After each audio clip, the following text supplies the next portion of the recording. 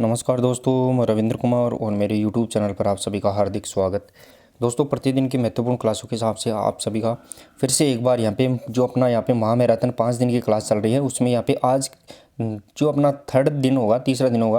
लेकिन चैनल पर पहली बार विजिट कर रहे हैं तो आरके फिजिकल एजुकेशन क्लासेस को आप सब्सक्राइब कर ले और बेल आइकन को प्रेस कर ले, ताकि प्रतिदिन की महत्वपूर्ण क्लास का नोटिफिकेशन भी आपको प्राप्त होता रहे।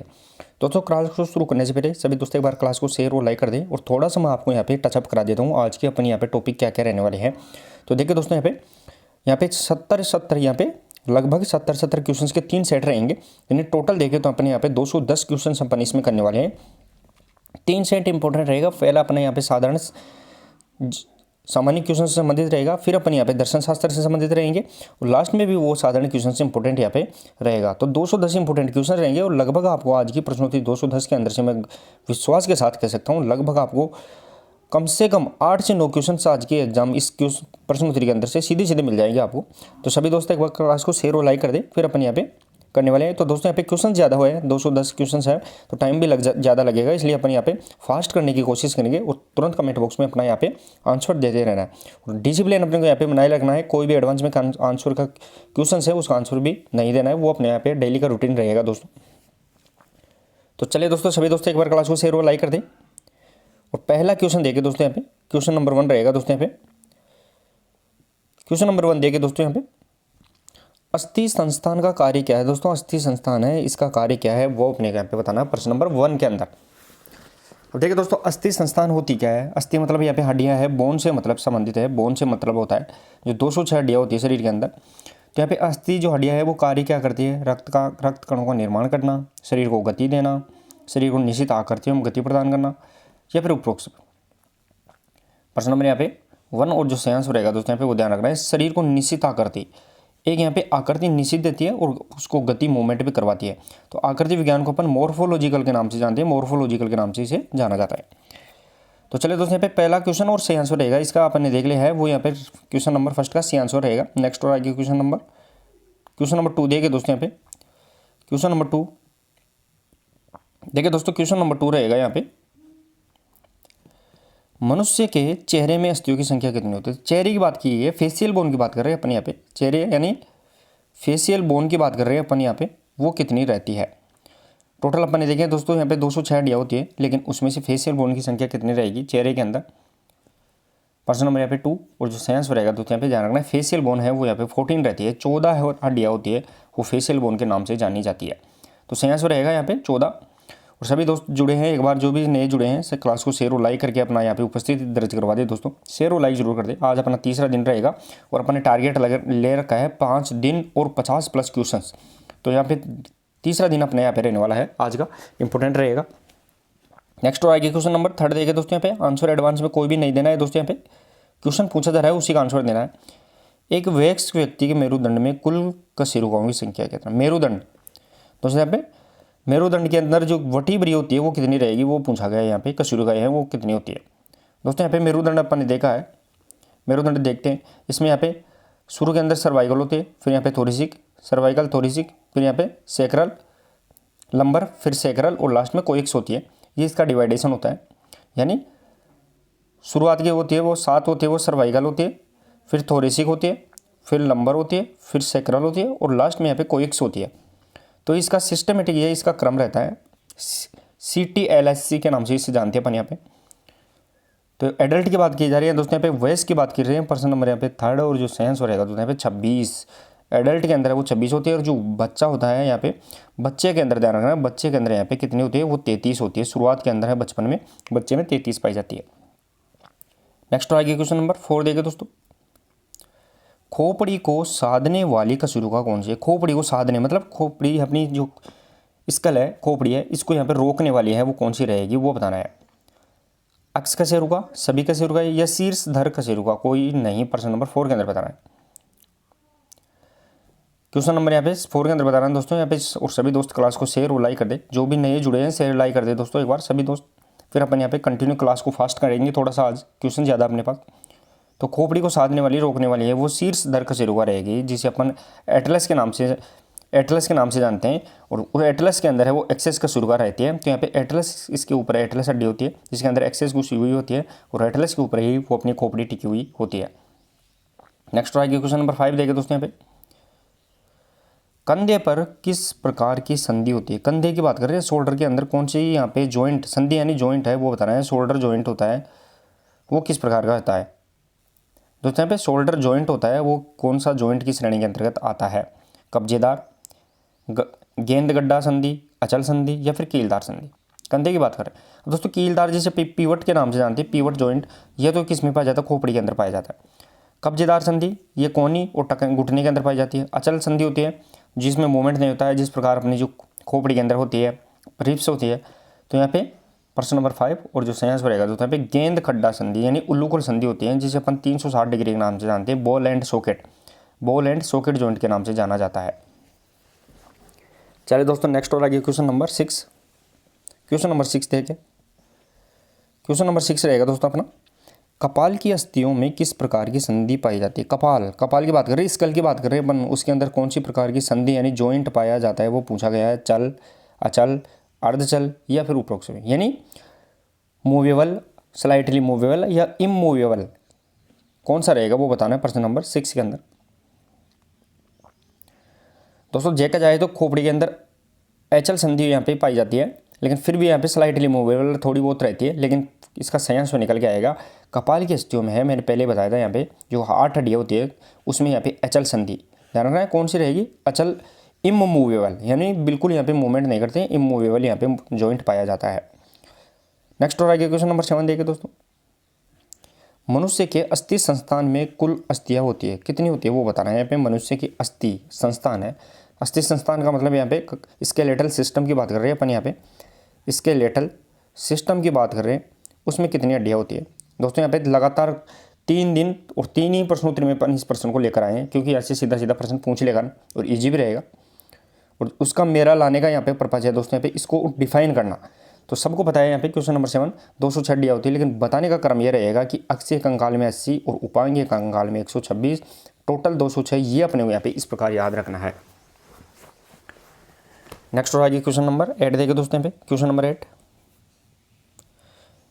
8 रहेगा दोस्तों। यहाँ पे अस्थि संधियाँ शरीर को प्रदान करती है। अस्थि जो जॉइंट होते हैं, संधियाँ का मतलब जॉइंट, हड्डियों के जो जॉइंट होते हैं वो शरीर को क्या प्रदान करते हैं? ऊर्जा, आकार, मजबूती या गति। अस्थि संधियाँ मतलब यहाँ पे बोन जॉइंट की बात कर रहे हैं अपन, हड्डियों के जॉइंट है, ये जॉइंट शरीर को क्या प्रदान करते हैं? और सभी दोस्त क्लास को शेयर और लाइक करते रहे दोस्तों, शेयर और लाइक में कमी नहीं आनी चाहिए। फिर अपन यहाँ पे 5 दिन और 50 का टारगेट ले रखे हैं, 50 प्लस का, वो इजीली अपन यहाँ पे कवर कर लेंगे, कोई बड़ी बात नहीं है इसके अंदर। क्वेश्चन नंबर यहाँ पे 8 और जो सही आंसर रहेगा दोस्तों, यहाँ पे गति, मूवमेंट प्रदान करती है, गति प्रदान करती है। जो शरीर की हड्डियाँ होती है वो तो लीवर का काम करती है, लेकिन जो जॉइंट होती है हड्डियों के वो अपने यहाँ पे मूवमेंट प्रदान करते हैं। नेक्स्ट आगे क्वेश्चन नंबर 9 देखिए दोस्तों। यहाँ पे बच्चे की मेरुदंड में कुल कितनी कशेरुकाएँ होती है? अभी थोड़ी देर पहले देखा था दोस्तों, मैंने बताया भी था। बच्चे की मेरुदंड की बात कर रहे हैं, वर्टिब्रा की बात कर रहे हैं, उसमें कितनी वर्टिब्रा होती है दोस्तों? यहाँ पे बच्चे की मेरुदंड के अंदर कितनी वर्टिब्रा होती है वो बताना है दोस्तों। शुरू में ही बताया था मैंने यहाँ पे कि एक वयस्क व्यक्ति होता है, उसकी रीढ़ की हड्डी होती है, उसके अंदर यहाँ पे कितनी वर्टिब्रा होती है? तो वो अपन ने देखा था उसके अंदर यहाँ पे 26 होती है, लेकिन यहाँ पे बच्चे की बात पूछी जा रही है। तो प्रश्न नंबर यहाँ पे 9 और सही आंसर रहेगा तो यहाँ पे 33 होती है। जो बाद वाली यहाँ पे जो सेक्रल और कोइक्स, सेक्रल 5 और कोइक्स वाली आती है पे 4, ये जुड़ के क्या हो जाती है? 2 हड्डियाँ बन जाती है। 9 हड्डियाँ क्या बन जाती है? 2 हड्डियाँ बन जाती है लास्ट के अंदर। तो यहाँ पे एडल्ट के अंदर 26 बन जाती है। नेक्स्ट और आगे क्वेश्चन नंबर 10 देखे दोस्तों। यहाँ पे क्वेश्चन नंबर 10 देखिए दोस्तों। क्वेश्चन नंबर 10 भाव में, क्वेश्चन नंबर 10 रहेगा, भाव में कोनी के स्थान पर कौन सा जोड़ पाया जाता है? देखिए दोस्तों, यहाँ पे कोनी के स्थान पर कौन सा जोड़ पाया जाता है वो पूछा था। सीधा सीधा इजी क्वेश्चन रहेगा यहाँ पे 10 नंबर। बाहों का मतलब यहाँ पे आर्म की बात कर रहे हैं, आर्म के अंदर जो कोनी का जॉइंट है वो कौन सा जॉइंट है? सीधा सीधा ये अपने को बताना है, इजी रहेगा दोस्तों। यहाँ पे पूछा जाता है दोस्तों। यहाँ पे अंगुलियाँ हो गई अपनी, ध्यान रखना, अंगुलियाँ, घुटना हो गया, कोनी हो गई, इसके अंदर यहाँ पे जो जॉइंट पाया जाता है वो यहाँ पे कब्जेदार जॉइंट पाया जाता है। ध्यान रखना यहाँ पे कौन सा जॉइंट पाया जाएगा? प्रश्न नंबर 10 कब्जेदार जॉइंट पाया जाता है।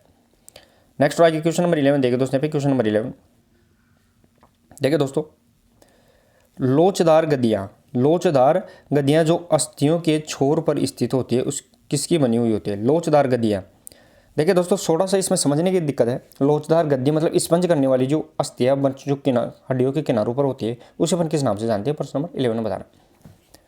दोस्तों हड्डियों के किनारे की बात कर रहे हैं अपन यहाँ पे। जो ये अपनी हड्डी मान लो, ये अपनी हड्डी हो गई, ये अपनी हड्डी हो गई। हड्डियों के जो किनारों पे जो लोचदार गद्दी पाई जाती है, वो उसे अपन किस नाम से जानते हैं? थोड़ा सा दिमाग लगाएंगे, इजी रहेगा दोस्तों। यहाँ पे क्वेश्चन नंबर यहाँ पे 11 और उससे आंसर रहेगा कार्टिलेज यानी उपास्थि। उपास्थि पाई जाती है हड्डियों के किनारों पर उपास्थि, क्योंकि एक हड्डी को दूसरी हड्डी से जोड़ने का जो कार्य करती है वो उपास्थि करती है, कार्टिलेज करता है, तो वो यहाँ पे गद्दीदार रहेगा। नेक्स्ट और आएगी क्वेश्चन नंबर 12। खोपड़ी की अस्थियों के बीच किस प्रकार की संधि होती है? खोपड़ी की बात कर रहे हैं, अभी थोड़ी देर पहले भी क्वेश्चन आया था दोस्तों यहाँ पे। प्रश्न नंबर 12 के अंदर बताना है, रिपीट क्वेश्चन है, अगर थोड़ा सा भी दिमाग लगाए। स्कल बोन क्या होती है? जो खोपड़ी के अंदर स्कल बोन कहते हैं, जो संख्या में 8 होती है, उसके अंदर यहाँ पे कौन सी संधि पाई जाती है? जॉइंट। प्रश्न नंबर यहाँ पे 12 और सही आंसर रहेगा यहाँ पे इमूवेबल। ध्यान रखना, अचल जॉइंट, इमूवेबल जॉइंट संधि पाई जाएगी। नेक्स्ट और आएगी क्वेश्चन नंबर 13। देखिए दोस्तों क्वेश्चन नंबर 13, क्वेश्चन नंबर 13 रहेगा दोस्तों, एक्रोमियन परवर्ध किस में होता है? एक्रोमियन की बात कर रहे हैं अपन यहाँ पे, वो किस में होता है? ह्यूमरस के अंदर, फीमर, स्कंद अस्थि में, या फिर नितंब अस्थि में? प्रश्न नंबर 13 के अंदर बताना दोस्तों यहाँ पे एक्रोमियन प्रवर्ध की मतलब यहाँ पे दोस्तों एक्रोमियन खांच की बोल रहे हैं अपन। एक्रोमियन खांच भी बोलते हैं इसे, खांच मतलब गड्ढा सा होता है दोस्तों यहाँ पे। प्रश्न नंबर यहाँ पे 13 और सही आंसर रहेगा स्कंद अस्थि में। जो स्कंद मतलब जो कंधे की हड्डी होती है अपनी, कंधे की हड्डी अंधे, उसके ऊपर यहाँ पे थोड़ा सा गड्ढा सा पाया जाता है, उसे अपन किस नाम से? एक्रोमियन प्रवर्ध के नाम से जानते हैं। नेक्स्ट और आगे क्वेश्चन नंबर 14 देगा दोस्तों, क्वेश्चन नंबर 14, क्वेश्चन नंबर 14 रहेगा दोस्तों यहाँ पे मनुष्य के दाएं हाथ में कितनी अस्थियां होती है?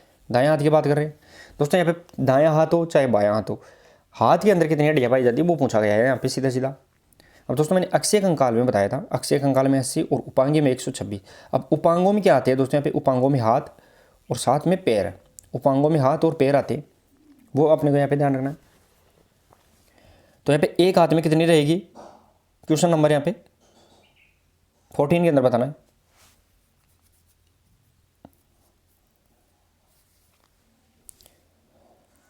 प्रश्न नंबर यहाँ पे मनुष्य के दाएं हाथ में कितनी अस्थियां होती है? प्रश्न नंबर यहाँ पे 14 और जो सही आंसर रहेगा दोस्तों यहाँ पे वो ध्यान रखना है, यहाँ पे 30 हड्डियां यहाँ पे होती है। कितनी यहाँ पे? 30 बोन यहाँ पे रहेगी। नेक्स्ट और क्वेश्चन नंबर 15 देगा दोस्तों, क्वेश्चन नंबर 15 देखिए दोस्तों, क्वेश्चन नंबर 15 रहेगा मैग्नम छिद्र किस भाग में स्थित होता है? मैग्नम फोरमेन मैग्नम के नाम से जानते हैं, इसे फोरमेन मैग्नम के नाम से जानते हैं। फोरमेन मैग्नम महारंध्र, महारंध्र या महाछिद्र के नाम से जानते हैं। ये किस भाग में स्थित होता है? खोपड़ी के पश्चिमी छोर पर, मस्तिष्क कक्ष के आधार पर, मेडुला के आधार पर, या खोपड़ी के आधार पर? प्रश्न नंबर 15 के अंदर बता रहा हूँ दोस्तों आपको। महारंध्र जिससे होकर ध्यान रखना है दोस्तों, यहाँ पे तंत्रिका तंत्र जाता है रीढ़ की हड्डी से, नर्वस सिस्टम जाती है खोपड़ी के अंदर। जो अपनी ये खोपड़ी हो गई, ये अपनी रीढ़ की हड्डी हो गई दोस्तों, यहाँ पे रीढ़ की हड्डी। तो इस रीढ़ की हड्डी से होता है तंत्रिका तंत्र, ध्यान रखना, तंत्रिका तंत्र का जाल है वो खोपड़ी और ब्रेन तक जाता है। तो वो छिद्र है वो यहाँ पे मैग्नम छिद्र है, वो कहाँ पाया जाता है? खोपड़ी के पश्चिम भाग में। ध्यान रखना है, खोपड़ी है, खोपड़ी के पीछे वाले भाग के अंदर है वो, यहाँ पे महारंध्र मैग्नम छिद्र के नाम से जाना जाता है। नेक्स्ट और आगे प्रश्न नंबर 16 देखिए दोस्तों,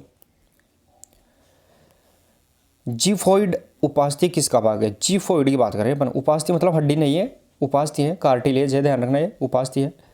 तो जीफोइड की बात कर रहे हैं अपन, जीफोइड उपास्थि किसका भाग है? अंशमेखला, नितंब अस्थि, खोपड़ी, या स्टर्नम? क्वेश्चन नंबर 16 बताना है। और सभी दोस्त जो भी नए जुड़े हैं शेयर और लाइक कर दे क्लास को, शेयर और लाइक करने में कमी ना छोड़िए। आप आज अपना यहाँ पे 210 क्वेश्चंस करने वाले हैं, लगभग आपको यहाँ पे 210 से मतलब 10 क्वेश्चंस आपको सीधे सीधे एग्जाम में यहाँ पे मिल जाएंगे।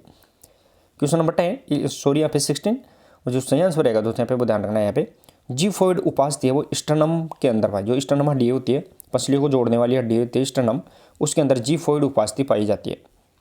नेक्स्ट आइए प्रश्न नंबर 17 देगा दोस्तों यहाँ पे, फीमर तथा नितंब अस्थि के बीच के संधि क्या कहलाती है? फीमर हड्डी होती है जो कहाँ होती है? जांघ के अंदर, और नितंब यानी कूल्हे के अंदर जो हड्डियाँ पाई जाती है, जिसे अपन इलियोप्सिस हड्डियों के नाम से जानते हैं, उसमें 3 हड्डियाँ होती है। तो यहाँ पे नितंब यानी कूल्हे की हड्डियाँ और फीमर जांघ के बीच के जो संधि जोइड है वो कौन सा जोइड कहलाता है?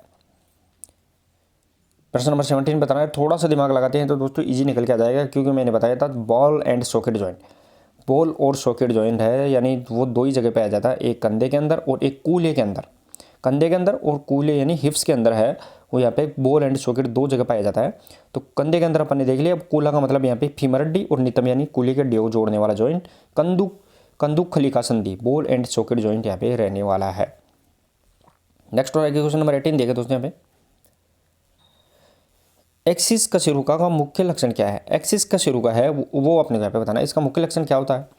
ओडेंटोब्लास्ट, सिग्मोइड गड्ढा या ओलिक्रेनो गड्ढा या ओडेंटो प्रवर्त। एक्सिस दोस्तों यहाँ पे एटलस हड्डी के अंदर एक्सिस हड्डी घुसी हुई होती है, और एक्सिस एटलस हड्डी के ऊपर ही है वो खोपड़ी टिकी हुई होती है। एटलस के अंदर एक्सिस घुसी हुई होती है। एटलस यहाँ पे फर्स्ट यहाँ पे सर्वाइकल होती है, एक्सिस सेकंड नंबर की होती है। जो सर्वाइकल एक्सिस के साथ होती है शुरू, वो यहाँ पे C1 C2, तो C2 यहाँ पे कौन सी रहेगी, एक्सिस, और C1 रहेगी वो यहाँ पे एटलस रहेगी।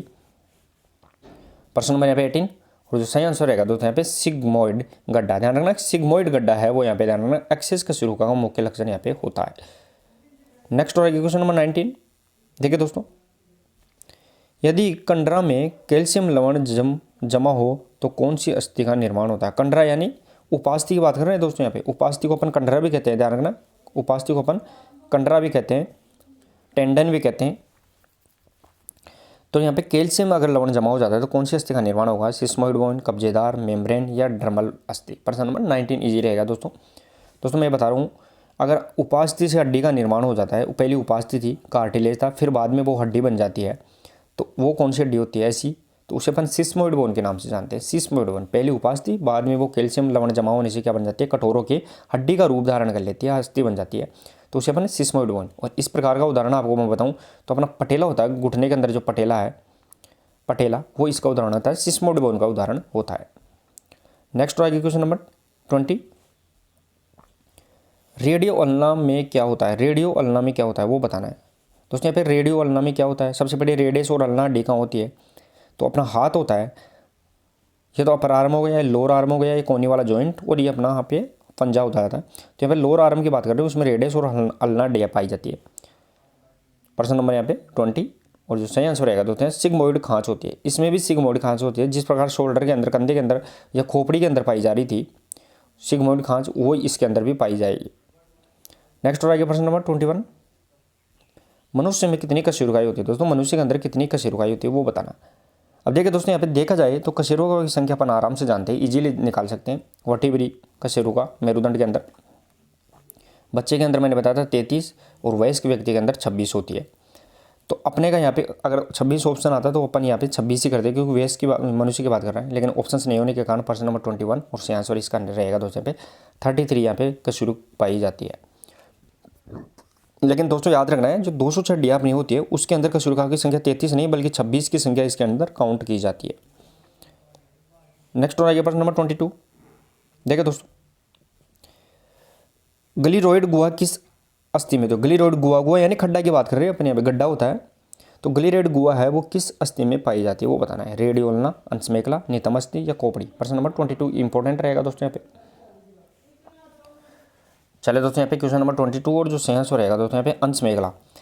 अंशमेखला एक होती है श्रोणी मेखला, दो प्रकार की गर्डल पाई जाती है, एक अंशमेखला दूसरी श्रोणी मेखला। गर्डल बोलते हैं इसे। अंशमेखला के अंदर होता है जो हाथ पैर आते हैं, सॉरी यहाँ पे हाथ वाले भाग आते हैं, अंशमेखला के अंदर हाथ होते हैं दोनों, और जो श्रोणी मेखला होती है उसके अंदर दोनों पैर आते हैं। ध्यान रखना अंशमेखला और श्रोणी मेखला दोनों अलग अलग होती है। तो अंशमेखला के अंदर ग्लिरोइड गुहा पाई जाती है, ध्यान रखना ग्लिरोइड गुहा अंशमेखला में पाई जाती है। नेक्स्ट आगे प्रश्न नंबर 23, ह्यूमरस व फीमर में क्या अंतर होता है। दोस्तों ह्यूमरस और फीमर है उसमें क्या अंतर होता है वो बताना है। दोस्तों ह्यूमरस है वो हाथ की सबसे लंबी हड्डी होती है, और फीमर होती है वो पैर की सबसे लंबी हड्डी होती है। शरीर की सबसे लंबी हड्डी होती है वो फिर फीमर हो जाती है। तो ये अपने को यहाँ पे बताना, इनमें अंतर क्या है। डेल्टोइड मुंडेर, सिग्मोइड खांच, लोअर लिम्ब या ग्लिनोइड गुहा। प्रश्न नंबर 23 के अंदर बताना, और सही आंसर रहेगा दोस्तों यहाँ पे डेल्टोइड मुंडेर। डेल्टोइड ह्यूमरस और फीमर में अंतर है वो यहाँ पे डेल्टोइड फीमोर यहाँ पे रहेगी दोस्तों यहाँ पे। नेक्स्ट आगे क्वेश्चन नंबर 24 देखिए दोस्तों, इसके पुला किसका भाग होता है। इसके पुला है वो किसका भाग होता है वो बताना अपने। अब दोस्तों आप थोड़ा सा दिमाग लगाते हैं, इसके पुला कहाँ पाई जाती है, तो अपना ये सिर हो गया, ये अपने कंधे हो गए, तो कंधों के पीछे वाली भाग पीठ के अंदर है, यहाँ हड्डी पाई जाती है दोनों तरफ, ये इसके पुला होती है। और सामने इसके क्लेविकल होती है सामने की तरफ। इसके पुला किसका भाग होता है, प्रश्न नंबर 24। और सही आंसर रहेगा दोस्तों अंश मेखला। मैंने बताया था दोस्तों यहाँ पे हाथ दोनों आते हैं वो अंश मेखला के अंदर आएंगे, और दोनों पैर आएंगे वो यहाँ पे श्रोणी मेखला के अंदर आएंगे। दोनों को अपने को यहाँ पे याद रखना है। नेक्स्ट आएगी क्वेश्चन नंबर 25। मनुष्य में गमन के समय किन दो अस्थियों के बीच चलन होता है। गमन की बात कर रहे हैं अपन यहाँ पे दोस्तों, यहाँ पे मतलब चलते समय उसमें कौन सी हड्डियों के बीच में यहाँ पे चलन होता है वो बताना है क्वेश्चन नंबर 25 के अंदर। मनुष्य में गमन यानी चलना दोस्तों, यहाँ पे गमन का अर्थ होता है चलना। जब अपन चलते हैं तो कौन सी दो हड्डियों के बीच के अंदर अपना क्या हो चलन हो जाता है, उसके अंदर यहाँ पे मूवमेंट होना स्टार्ट हो जाता है।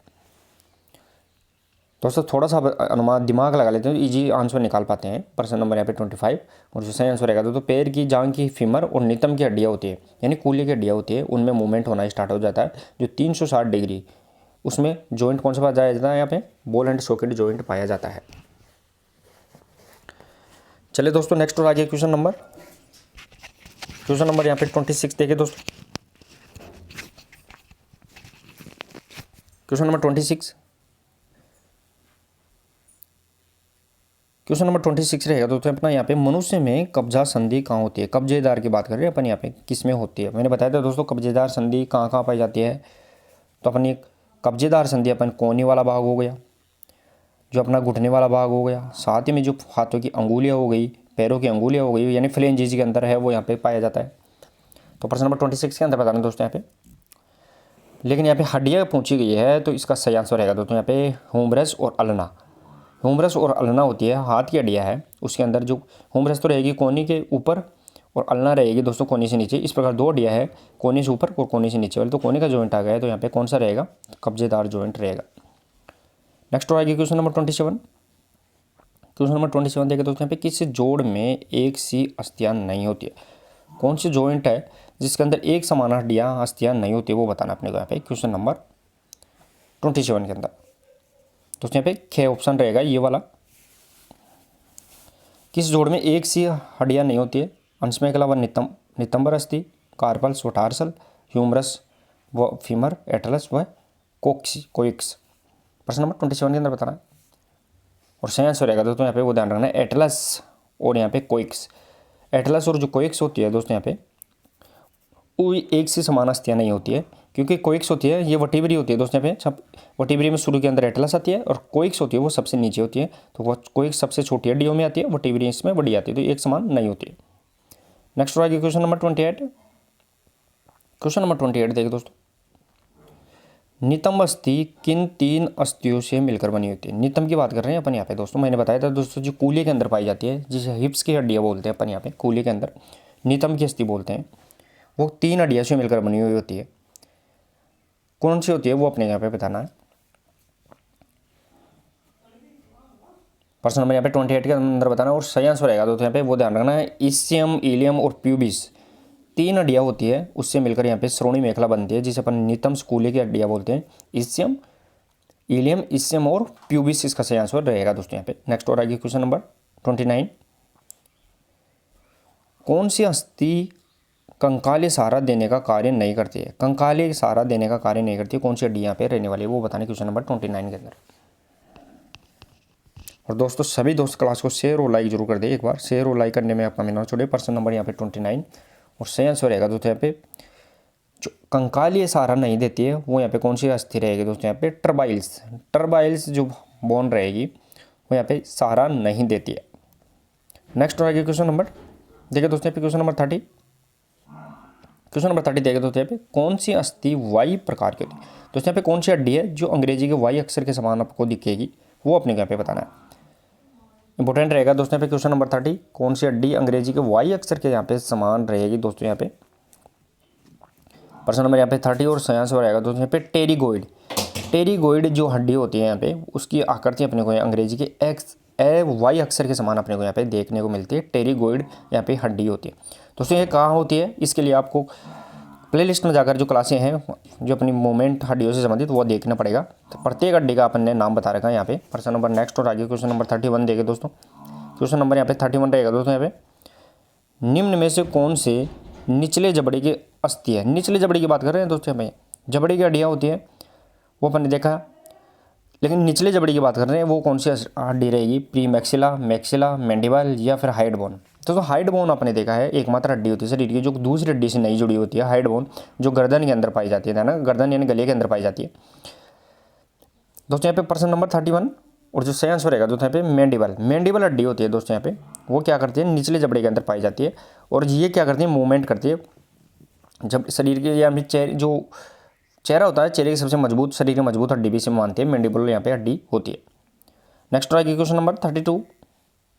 क्वेश्चन नंबर 32 देखिए दोस्तों यहाँ पे क्वेश्चन नंबर 32 रहेगा, अस्थियों का मुख्य कार्य शरीर में सुरक्षा व आधार प्रदान करना है, कौन सी अस्थि ये कार्य नहीं करती है? देखिए दोस्तों इंपॉर्टेंट रहेगा, अभी थोड़ी देर पहले भी आई थी एक हड्डी जिसको अपन गेडेनोइड के नाम से जानते हैं। कौन सी हड्डी है? हड्डियों का मुख्य कार्य तो क्या होता है? शरीर को क्या कर देना? सुरक्षा और आधार। लेकिन कौन सी हड्डी जो ये कार्य नहीं करती वो बताना है। रेडियस, मेलियस, पसली या एटलस? 32 के अंदर बताना है दोस्तों यहाँ पे। और सही आंसर रहेगा दोस्तों सुरक्षा और आधार प्रदान करने का कार्य वो मेलियस हड्डी नहीं करती है, जो कान के अंदर पाई जाती है। कान के अंदर है वो, ये शरीर को आधार प्रदान नहीं करती है और न सुरक्षा देती है, बल्कि ये तो कान की हड्डियाँ है। बल्कि एटलस हो गई जो रीढ़ की हड्डी से संबंधित होती है, पसलिया रिब्स होती है, रेडियस यानी हाथ से संबंधित होती है, ये शरीर को आधार सुरक्षा प्रदान करती है। नेक्स्ट आएगी क्वेश्चन नंबर 33 देखिए दोस्तों, अस्थियों में कैल्शियम और फास्फेट के अतिरिक्त क्या होता है? दोस्तों हड्डियाँ होती है, हड्डियाँ कैल्शियम और फास्फेट के अलावा इसमें क्या होता है वो बताना है अपने यहाँ पे प्रश्न नंबर 33 के अंदर। और सभी दोस्त यहाँ पे क्लास को शेयर और लाइक कर दी। 5 दिन और 50+ क्वेश्चन सीधे आपको यहाँ पे देखने को मिलेगा। आज अपना यहाँ पे तीसरा दिन है। यहाँ पे क्लासें नहीं देखिए 2 वाली, तो आप 2 पिछली क्लास एक आप प्लेलिस्ट में जाकर देख सकते हैं। अस्थियों में कैल्शियम और फास्फेट के अलावा कौन सा अतिरिक्त होता है? प्रश्न नंबर 33। और जो सही आंसर रहेगा दोस्तों यहाँ पे वो ध्यान रखना है, सल्फर और पोटेशियम के फास्फेट होते हैं, यानी इसके अंदर सल्फर भी होता है, साथ ही में पोटेशियम के फास्फेट भी रहेगा। तो कैल्शियम तो इंपॉर्टेंट होता है, फास्फेट होता है, साथ ही के अंदर यहाँ पे सल्फर व पोटेशियम व फास्फेट भी इसमें मिलते हैं। नेक्स्ट और आगे क्वेश्चन नंबर 34, हेवर्सियन नाल किस में होती है? हेवर्सियन नाल की बात कर रहे हैं अपन दोस्तों यहाँ पे, ये किसके अंदर होती है? ह्यूमरस के अंदर, टर्बाइनल, एटलस का चिरुआ या कार्पल्स? प्रश्न नंबर 34 की बात आना है। हेवर्सियन कैलान का मतलब है दोस्तों जो हड्डियाँ होती हैं, हड्डियों के अंदर है वो छोटे छोटे रिंग पाई जाती है, अंदर रिंग के समान, छल्ले के समान पाई जाती है, और रिंग के अंदर है, इस रिंग के अंदर भी चारों तरफ छोटी छोटी रिंग और पाई जाती है, जिनके अंदर क्या किया जाता है? हड्डी की कोशिका का निर्माण होता है, साथ ही में इनके अंदर है बोन मेरो का निर्माण भी होता रहता है। उसे अपन हेवर्सियन कैनाल के नाम जानते हैं। प्रश्न नंबर 34 उससे यहाँ से रहेगा तो यहाँ पे ह्यूमरस हड्डी में हेवर्सियन कैनाल होती है। जो ह्यूमरस हड्डी होती है वो यहाँ पे हाथ के अंदर अपर आर्म में, यानी कोने से ऊपर वाले हिस्से के अंदर पाई जाती है। नेक्स्ट और आगे क्वेश्चन नंबर 35, फीमर व श्रोणि मेखला का जोड़ कौन सा होता है? दोस्तों फीमर और श्रोणि मेखला अभी थोड़ी देर पहले बताया था मैंने कि शरीर के अंदर है बॉल एंड सॉकेट जॉइंट होता है। बॉल एंड सॉकेट 2 जगह पाया जाता है, एक होता है यहाँ पे किसके अंदर? शोल्डर यानी कंधे के अंदर, और एक होता है यहाँ पे कूल्हे यानी हिप्स वाले भाग के अंदर, जिसे अपन श्रोणि मेखला बोलते हैं। और दोस्तों श्रोणि मेखला है वो भी 3 हड्डियों से मिलकर बनी है, तो स्चियम, प्यूबिस और इलियम। थोड़ी देर पहले बताया स्चियम, प्यूबिस और इलियम 3 हड्डियों से मिलकर बनी होती है, और यहाँ पे गेंद व गड्ढेदार जॉइंट इसमें पाया जाता है। ध्यान रखना प्रश्न नंबर 35 गेंद गड्ढेदार जॉइंट पाया जाता है। नेक्स्ट और आगे प्रश्न नंबर देखिए दोस्तों यहाँ पे 36 क्वेश्चन अपने पास बहुत रहेंगे दोस्तों, आज थोड़ा जल्दी करना पड़ेगा इसको। इसके पुला व कोरेकोइड के बीच की गुहा कौन सी होती है? गुहा मतलब यहाँ पे दोस्तों मैं बार बार बता रहा हूँ, खड्डा होता है, गड्ढा होता है, जो गड्ढा है इसे अपन गुहा के नाम से जानते हैं, जिसके अंदर साइनोवेल द्रव बना होता है, चिकना पदार्थ। तो इसके पुला और कोरेकोइड के बीच कौन सी गुहा होती है? प्रश्न नंबर यहाँ पे 36 और जो सही आंसर रहेगा दोस्तों यहाँ पे ग्लिनोइड। कंधे के अंदर मैंने बताया था इसके पुला डी कंधे के अंदर होती है, कंधे के पीछे, तो कंधे के अंदर वो ग्लिनोइड यहाँ पे गुहा पाई जाती है। नेक्स्ट और आगे प्रश्न नंबर 37 देखिए दोस्तों, डेल्टोइड मुंडेर किस में होती है? तो यहाँ पे डेल्टोइड मुंडेर है वो किस में होती है? ये क्वेश्चन आया भी था दोस्तों पहले। डेल्टोइड मुंडेर की बात कर रहे हैं अपन यहाँ पे दोस्तों, यहाँ पे ह्यूमरस, फीमर, टीविया फिबुला या रेडिएशन। प्रश्न नंबर 37 के अंदर बताना है डेल्टोइड मुंडेर। अब थोड़ा दोस्तों अगर थोड़ा सा भी पर इसमें तुक्का भी लगाना चाहिए तो अपने को डेल्टोइड हड्डी का नाम अगर याद आ जाए तो कहाँ होती है? डेल्टोइड हड्डी है वो कंधे के पास पाई जाती है डेल्टोइड, और डेल्टोइड कंधे के आसपास की हड्डी अपने को यहाँ पे पता लग जाना है, तो वो यहाँ पे ह्यूमरस रहेगी। तो ह्यूमरस में है वो डेल्टोइड मुंडेर यहाँ पे पाई जाती है। नेक्स्ट और आगे क्वेश्चन नंबर 38, निम्न में से कौन सी कलाई की अस्थि है? कलाई की बात कर रहे हैं अपन, रिब्स की हड्डियां बोल रहे हैं भैंस, रिस्ट हड्डियां वो कौन सी रहेगी वो बताना है। अब देखिए दोस्तों, यहाँ पे ये अपना हाथ आ रहा है तो ये अपना कलाई वाला भाग हो जाता है। आगे ये अपना हाथ हो गया, अब यह तो हाथ, ये अपने हथेली वाला भाग हो गया, ये यहाँ पे कलाई वाला भाग आता है जिसे मूवमेंट करता है, ये कलाई का भाग होता है, जिसके अंदर 8 हड्डियाँ पाई जाती है दोस्तों। यहाँ पे 4 ऊपर और 4 नीचे, यानी 4 के ऊपर 4 पाई जाती है, 8 हड्डियाँ एक में पाई जाती है कलाई के अंदर। प्रश्न नंबर यहाँ पे 38 और इजी रहेगा दोस्तों। यहाँ पे ध्यान रखना, कार्पल होती है वो यहाँ पे ध्यान रखना है, कलाई के अंदर पाई जाती है। जो संख्या के अंदर एक हाथ के अंदर 8, दूसरे अंदर 8, टोटल कलाई हाथ शरीर में 16 यहाँ पे कार्पल पाई जाती है। नेक्स्ट आएगी क्वेश्चन नंबर 39, ग्लिनोइड गुहा किसमें होता है? ग्लिनोइड की बात कर रहे हैं अपन, वही बात आ गई है दोस्तों। यहाँ पे थोड़ा सा दिमाग लगाना है। ग्लिनोइड है वो गुहा है, खड्डा है, कहाँ पाया जाता है? पेल्विक मेखला, पेक्टोरल मेखला या स्टर्नम। अब दोस्तों यहाँ पे एक तो होती है पेल्विक गर्डल, एक होती है पेक्टोरल गर्डल। पेल्विक गर्डल को अपन बोलते हैं किस नाम से? श्रोणी मेखला के नाम से पेल्विक गर्डल।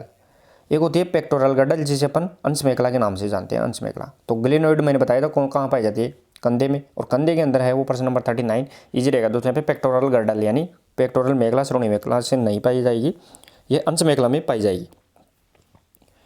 नेक्स्ट आएगी क्वेश्चन नंबर 40, देखे दोस्तों यहाँ पे, मानव में मुक्त पसलियाँ कितनी होती है? मुक्ति की बात कर रहे हैं अपन, फ्री मूवमेंट की बात कर रहे हैं, वो कितनी होती है दोस्तों? पसलियों की संख्या कितनी होती है? सॉरी, संख्या पूछी जाए तो आपको 24 होती है। जोड़ी पूछी जाए 12 जोड़ी होती है। 12 जोड़ी में भी 2 प्रकार का होता है, 7 जोड़ी यहाँ पे सत्य और 5 जोड़ी असत्य होती है। 5 जोड़ी में भी 11वां और 12वां जोड़ा, 11वां और 12वां जोड़ा होता है, वो यहाँ पे तैरती हुई फ्लोटिंग पसलियाँ पाई जाती है, रिप्स पाई जाती है। तो प्रश्न नंबर यहाँ पे 40 और सही आंसर रहेगा दोस्तों यहाँ पे 2 जोड़ी होती है। जो 11वां और 12वां जोड़ा होता है पसलियों का, वो फ्लोटिंग रिप्स, तैरती हुई, हवा के अंदर तैरती हुई पसलियों के नाम से जानी जाती है। नेक्स्ट और आएगी क्वेश्चन नंबर 41। क्वेश्चन नंबर 41 देखिए दोस्तों, क्वेश्चन नंबर 41 रहेगा दोस्तों यहाँ पे, उपास्थीय अस्थि निर्माण में होती है। देखिए दोस्तों यहाँ पे थोड़ा सा दिमाग लगाना है। उपास्थीय अस्थि निर्माण यानी उपास्थि होती है वो अस्थि बन जाती है बाद के अंदर, वो किस प्रकार बनती है? अस्थि पदार्थ का ओस्टियोक्लेट्स में जमा होना, या ओस्टियोब्लास्ट से जमा होने से, तथा ओस्टियोक्लेट्स में पुनर्शोषण से, या ओस्टियोब्लास्ट में जमा होने से। मतलब उपास्थि होती है जो कार्टिलेज है वो बाद में हड्डी बन जाता है, वो किस प्रकार बनता है? प्रश्न नंबर 41 के अंदर बताना है। और सही आंसर रहेगा दोस्तों यहाँ पे उपरोक्त में से कोई नहीं, यानी इसमें से कोई नहीं है, बल्कि उपास्थियों के अंदर है वो कैल्शियम फास्फेट आ जाती है। ध्यान रखना, कैल्शियम की बात करें अपन, कैल्शियम फास्फेट लवण जमा होने से कठोर बन जाती है, तो वो हड्डियाँ बनती है। नेक्स्ट और आगे क्वेश्चन नंबर 42 देखिए दोस्तों, प्रश्न नंबर 42, बाइसेप्स व ट्राइसेप्स घेरे रहती है। बाइसेप्स और ट्राइसेप्स किसको घेरती है वो बताना है अपने को। बाइसेप्स ट्राइसेप्स हड्डियाँ नहीं है बल्कि मांसपेशियाँ है। जो अपना ये हाथ है, ये अपना कोनी वाला जॉइंट आ गया, ये लोअर आर्म आ गया, और ये अपना यहाँ पे पंजा वाला भाग आता है, अंगुलियाँ। तो अपर आर्म हो गया अपना, एक सामने की तरफ अपर आर्म में बाइसेप्स और पीछे की तरफ ट्राइसेप्स मांसपेशी पाई जाती है। तो यहाँ पे कौन सी हड्डी को घेरे रखती है वो बताना है अपने को। यहाँ पे प्रश्न नंबर 42 के अंदर इजी रहेगा। यहाँ पे कौन सी हड्डी पाई जाती है? और यहाँ पे नीचे है वो 2 हड्डियाँ पाई जाती है। प्रश्न नंबर 42 और जो सही आंसर रहेगा तो यहाँ पे वो ध्यान रखना है। यहाँ पे ह्यूमरस हड्डी होती है, जो हाथ की सबसे लंबी हड्डी होती है, उसके अंदर यह पाई जाती है।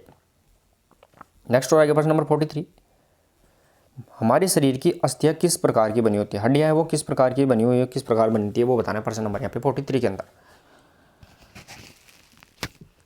और सभी दोस्तों यहाँ पे क्लास को शेयर और लाइक जरूर करते रहे दोस्तों, शेयर और लाइक में कमी ना रखे, इंपॉर्टेंट रहेगा। 5 दिन 50+ क्वेश्चन अपनी टारगेट।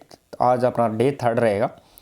प्रश्न नंबर 43 और जो सही आंसर रहेगा तो यहाँ पे उपरोक्त सभी, यानी हड्डियों के अंदर है वो कैल्शियम इंपॉर्टेंट होता है हालांकि, लेकिन क्लोराइड, मैग्नीशियम और फास्फेट आयन भी इसके अंदर यहाँ पे पाए जाते हैं। नेक्स्ट और आगे प्रश्न नंबर 44, चपटी अस्थियाँ किसकी संरचना होती है?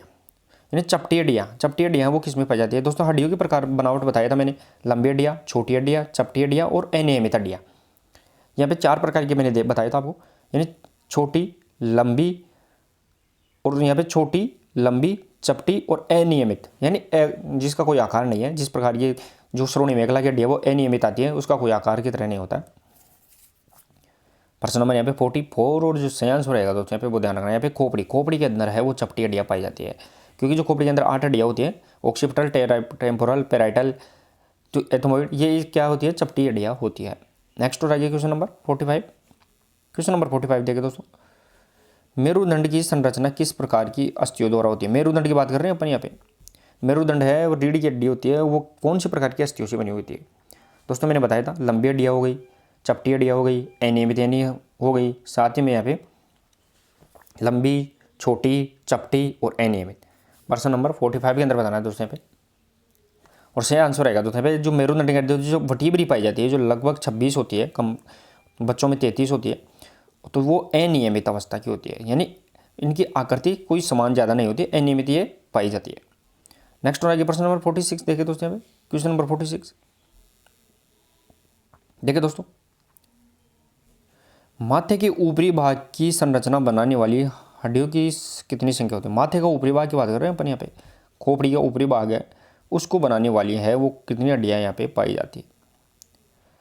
प्रश्न नंबर 46 के अंदर बताना है दोस्तों, इजी रहेगा क्वेश्चन, अगर थोड़ा सा दिमाग लगा लिया तो। चेहरे के अंदर है वो कितनी हड्डियाँ पाई जाती है? 14 हड्डियाँ।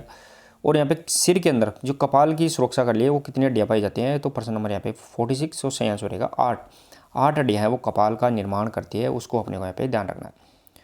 नेक्स्ट हो जाएगी क्वेश्चन नंबर 47। क्वेश्चन नंबर 47 देखिए दोस्तों यहाँ पे, हमारी खोपड़ी की दाईं व बाईं कनपट्टी का निर्माण करने वाली हड्डी कौन सी होती है? कनपट्टी है उसको दाईं बाईं, जो अपना खोपड़ी हो गई ये अपनी खोपड़ी है, लेकिन इसमें जो दाईं साइड में और जो बाईं साइड के अंदर हड्डी है जो कनपट्टी का निर्माण कर रही है कानों के ऊपर, कान ये अपने कान होते हैं, कानों के ऊपर कनपट्टी होती है, उसका निर्माण करने वाली हड्डी कौन सी रहेगी? यहाँ पे टेम्पोरल, पेराइटल या क्लेविकल? दोस्तों यहाँ पे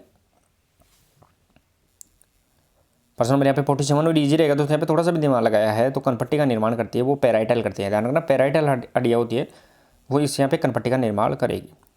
नेक्स्ट हो जाएगी क्वेश्चन नंबर 48 देखिए दोस्तों, ऑक्सीपिटल बोन हमारे शरीर में निम्नलिखित में से की संरचना निर्माण कौन सा है? ऑक्सीपिटल की बात कर रहे हैं अपन यहाँ पे, ये किस पर कहाँ होती है वो बताना है दोस्तों। यहाँ पे जो पेराइटल होती है वो क्या कर रही थी? कनपट्टी का निर्माण कर रही थी। अब ऑक्सीपिटल पूछी गई है दोस्तों यहाँ पे, अभी आपको पता रखना है ऑक्सीपिटल हड्डी होती है कहाँ है? सबसे पहले तो जो सिर की 8 हड्डियाँ होती हैं उसमें एक हड्डी है ऑक्सीपिटल, और ये कहाँ पाई जाती है? प्रश्न नंबर 48 और सही आंसर रहेगा दोस्तों यहाँ पे सिर के पीछे वाले भाग, सिर का जो पीछे का भाग होता है, पीछे वाले भाग में ऑक्सीपिटल पाई जाती है, जो मजबूत होती है, इसमें यहाँ पे गिरने से व्यक्ति का चोट भी बहुत कम संभावना होती है लगने की। नेक्स्ट और आगे क्वेश्चन नंबर 49, हमारे शरीर में जबड़े का निर्माण कौन से अस्थियाँ करती है? जबड़े की बात कर रहे हैं, जबड़े का निर्माण करने वाली हड्डियाँ कौन सी रहेगी? टेम्पोरल, नेसल बोन, इंफीरियर मैक्सिलरी या फ्रंटल बोन? दोस्तों अभी देखा था अपन ने थोड़ी देर पहले, टेम्पोरल हड्डी होती है। प्रश्न नंबर 49 की बात कर रहे हैं अपन यहाँ पे। टेम्पोरल हड्डी होती है ये तो जो अपनी सिर की हड्डियाँ होती है 8 होती है, उनमें नाम होता है। नेजल बोन है ये भी अपनी चेहरे की हड्डियाँ होती है, चेहरे के अंदर है। फ्रंटल बोन है ये फ्रंटल बोन ये भी खोपड़ी संबंधित रहेगी। प्रश्न नंबर यहाँ पे 49। और इंफीरियर मैक्सिलरी है वो यहाँ पे ध्यान रखना है, जबड़े की हड्डी यहाँ पे होती है। नेक्स्ट हो जाएगी क्वेश्चन नंबर 50, एथमोइड अस्थि किस भाग में स्थित है? एथमोइड की बात कर रहे हैं अपन यहाँ पे, एथमोइड की हड्डी है वो कौन से भाग में स्थित होती है? नाक, जबड़ा या नेत्र? वैसे देखा तो एथमोइड होती है वो चेहरे की हड्डी होती है, 14 हड्डियों में एथमोइड होती है। और ये क्या करती है अपने प्रश्न नंबर 50 के अंदर बताना है। और सही आंसर रहेगा दोस्तों एथमोइड है वो नाक का निर्माण करती है, और नाक के पीछे वाले भाग के अंदर होती है वो एथमोइड यहाँ पे हड्डी पाई जाती है। जो नाक होता है अपना ये वाला नाक है, इस नाक के है वो पीछे वाले अंदर पीछे की तरफ की बात कर रहे हैं अपनी, उसमें हड्डी पाई जाती है। नेक्स्ट हो जाएगी क्वेश्चन नंबर 51, लेक्रिमल बोन के द्वारा किसकी संरचना होती है? लेक्रिमल की बात कर रहे हैं अपन, लेक्राइमल, इसके द्वारा किसकी संरचना का निर्माण होता है वो बताना है प्रश्न नंबर 51 के अंदर। लेक्राइमल दोस्तों देखे जाए तो लेक्राइमल कहाँ होती है? चेहरे की 14 हड्डियाँ होती है उसमें लेक्राइमल होती है। और लेक्राइमल क्या करती है दोस्तों? अब जो अपनी आंखें होती है, ये आंखें, इन आंखों में आपको बता दूं मैं दोस्तों, ये आंखें हैं अपनी यहाँ पे, इन आंखों के गड्ढे बनाती है, ये गड्ढे बनाने का कार्य करती है, जिसमें आंखें टिकी हुई रहती है अपनी, उनके जो गड्ढे का निर्माण करती हैं आंखों के गड्ढे। जैसे अपनी ये बोएँ होती हैं, आंखों की बोएँ होती है दोस्तों यहाँ पे, तो इन आंखों के ध्यान रखना है, गड्ढा बनाने का कार्य है वो कौन से करेगी? वो यहाँ पे लेक्राइमल करती है। नेक्स्ट और आगे क्वेश्चन नंबर देखे दोस्तों यहाँ पे 52, क्वेश्चन नंबर 52 देखे दोस्तों, मेरुदंड का निर्माण कितनी कशेरुकाओं के द्वारा होता है? इंपॉर्टेंट रहेगा दोस्तों, कितनी कशेरुकाओं के द्वारा होता है मेरुदंड का निर्माण? 52 के अंदर बताना है। अब देखिए दोस्तों मेरुदंड का निर्माण पूछा गया है, यहाँ पे मेरुदंड में कितनी होती है वो नहीं पूछा गया। मेरुदंड का निर्माण तो बच्चे से ही हो जाता है और बच्चा छोटा होता है, दोस्तों मेरुदंड का निर्माण तो बच्चे से ही होता है, और बच्चा होता है छोटा, उस समय इसमें कितनी होती है, 33 होती है। प्रश्न नंबर यहाँ पे 52, और सही आंसर रहेगा यहाँ पे 33, सही आंसर यहाँ पे रहने वाला है। नेक्स्ट और आगे क्वेश्चन नंबर 53 देखिए दोस्तों, कशुर्ग दंड में कितने भागों में बांटा गया है। कशुर्ग दंड की बात करें वो कितने भागों में अपन इसे बांटते हैं, प्रश्न नंबर 53 के अंदर बताना है। इजी रहेगा दोस्तों अगर थोड़ा सा भी आपने दिमाग लगाया है तो।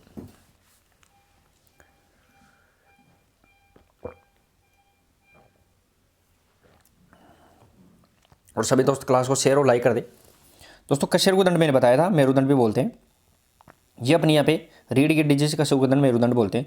इसके मैंने बताया था ऊपर का भाग है जो सर्वाइकल होता है, फिर यहाँ पे दूसरा भाग थोरेसिक होता है, फिर आता है लंबर, फिर आता है सेक्रल, और लास्ट में आता है कोइक्स। ध्यान रखना कोइक्स। तो ये इसके कितने भाग निकल के आ गए दोस्तों यहाँ पे 1 2 3 4 और 5। तो प्रश्न नंबर यहाँ पे 53, और सही आंसर रहेगा दोस्तों यहाँ पे 5 भाग कशुर्ग दंड के होते हैं, और 5 भाग यहाँ पे ध्यान रखना है। नेक्स्ट आएगा क्वेश्चन नंबर 54, हमारी वक्स कशुरुओं की संख्या कितनी होती है। वक्स की बात करिए है दोस्तों यहाँ पे वक्स। अब देखिए दोस्तों ये अपनी मैंने बताया था, ये अपनी मेरुदंड आ गई, इसके अंदर अपन ने देखा था सर्वाइकल, थोरेसिक, फिर होती है लंबर, फिर यहाँ पे सेक्रल, और लास्ट में होती है अपनी कोइक्स। सर्वाइकल होती है वो 7 होती है, संख्या में कितनी होती है 7। थोरेसिक 12 होती है, लंबर यहाँ पे 5 होती है, सेक्रल भी 5 होती है, और कोइक्स यहाँ पे 4 होती है।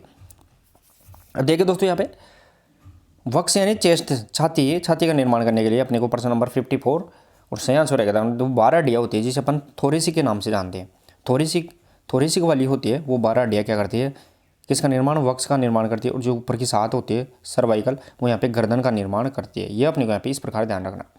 नेक्स्ट और आगे क्वेश्चन नंबर 55, हमारे शरीर में कटी कशेरुकाओं का निर्माण कितनी कशेरुकाओं होता है। कटी यानी कमर होती है दोस्तों, यहाँ पे कटी का मतलब क्या है, कमर। कमर का निर्माण की बात कर रहे हैं अपन, कटी यानी कमर होती है, कमर का निर्माण करने वाली कितनी कशेरुकाएं होती है।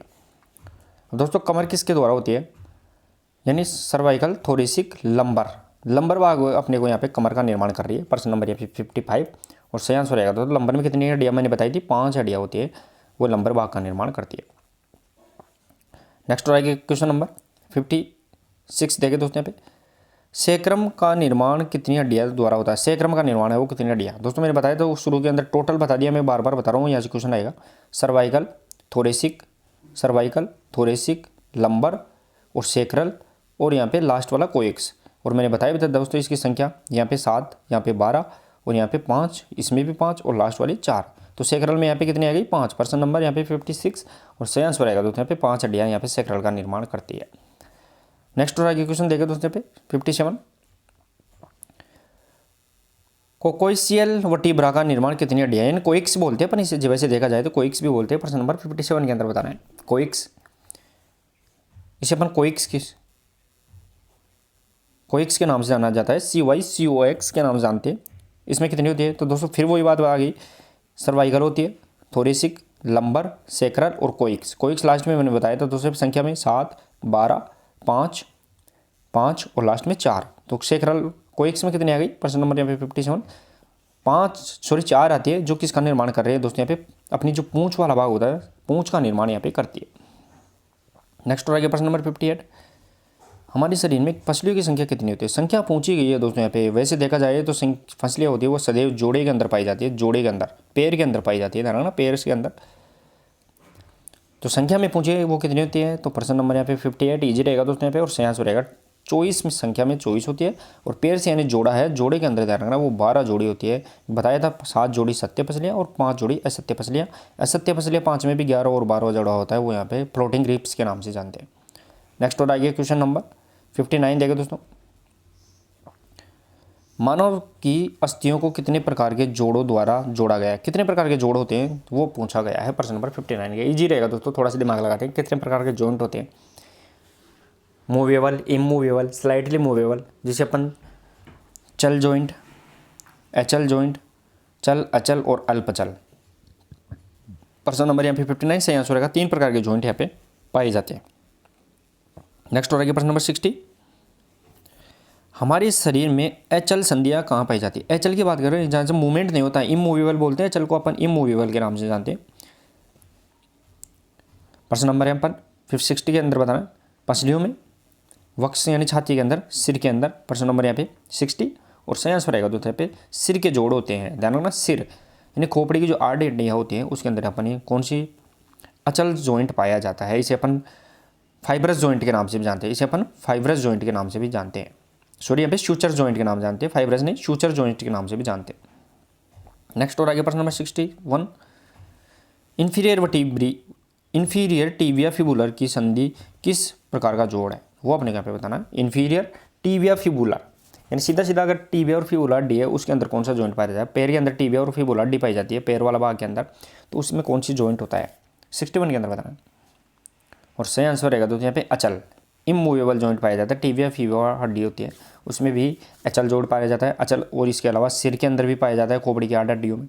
नेक्स्ट और आगे क्वेश्चन नंबर 62, चल संधियाँ कितने प्रकार की होती है। चल की बात करें, मूवेबल जॉइंट की बात करें, वैसे मुख्यतः जॉइंट 3 प्रकार के होते हैं, चल, अचल और अल्पचल। ध्यान रखना, अल्पचल। तो यहाँ पे जो चल है, चल में भी कितने प्रकार होते हैं वो पूछा गया है, वो अपने यहाँ पे बताना है। जो बॉल एंड सॉकेट हो गया, पिवट जॉइंट आ गया, कब्जेदार जॉइंट आ गया, कॉन्डिलोइड जॉइंट, संसर्प जॉइंट, ये किसके भाग होते हैं, वो चल के भाग होते हैं। तो प्रश्न नंबर 62 और सही आंसर रहेगा 6 प्रकार के।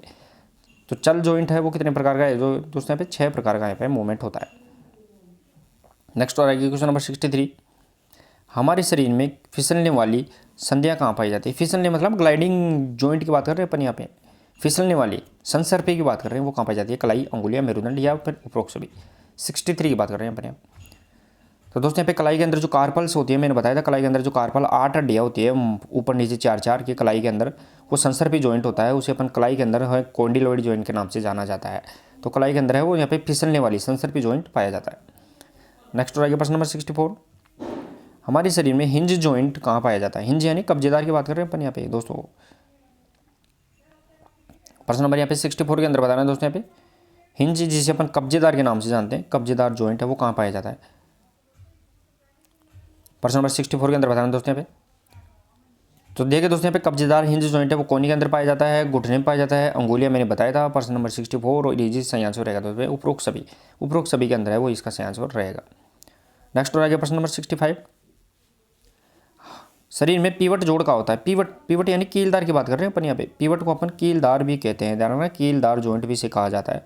और ये कहाँ पाया जाता है, एटलस और टार्सस, ए और बी दोनों, या उपरोक्त में से कोई नहीं। प्रश्न नंबर 65 के अंदर बताना है दोस्तों यहाँ पे। दोस्तों यहाँ पे टार्सस है वो टार्सल है, या फिर क्या है टार्सल। तो टार्सल तो यहाँ पे पैर से संबंधित रहेगा। तो एटलस और एक्सेस हड्डियाँ होती है, जो शुरू की 2 हड्डियाँ होती है खोपड़ी के अंदर, मेरुदंड में, तो उसके अंदर यहाँ पे पाया जाता है। तो एटलस हड्डी के अंदर पीवट जॉइंट, कीलदार जॉइंट पाया जाता है।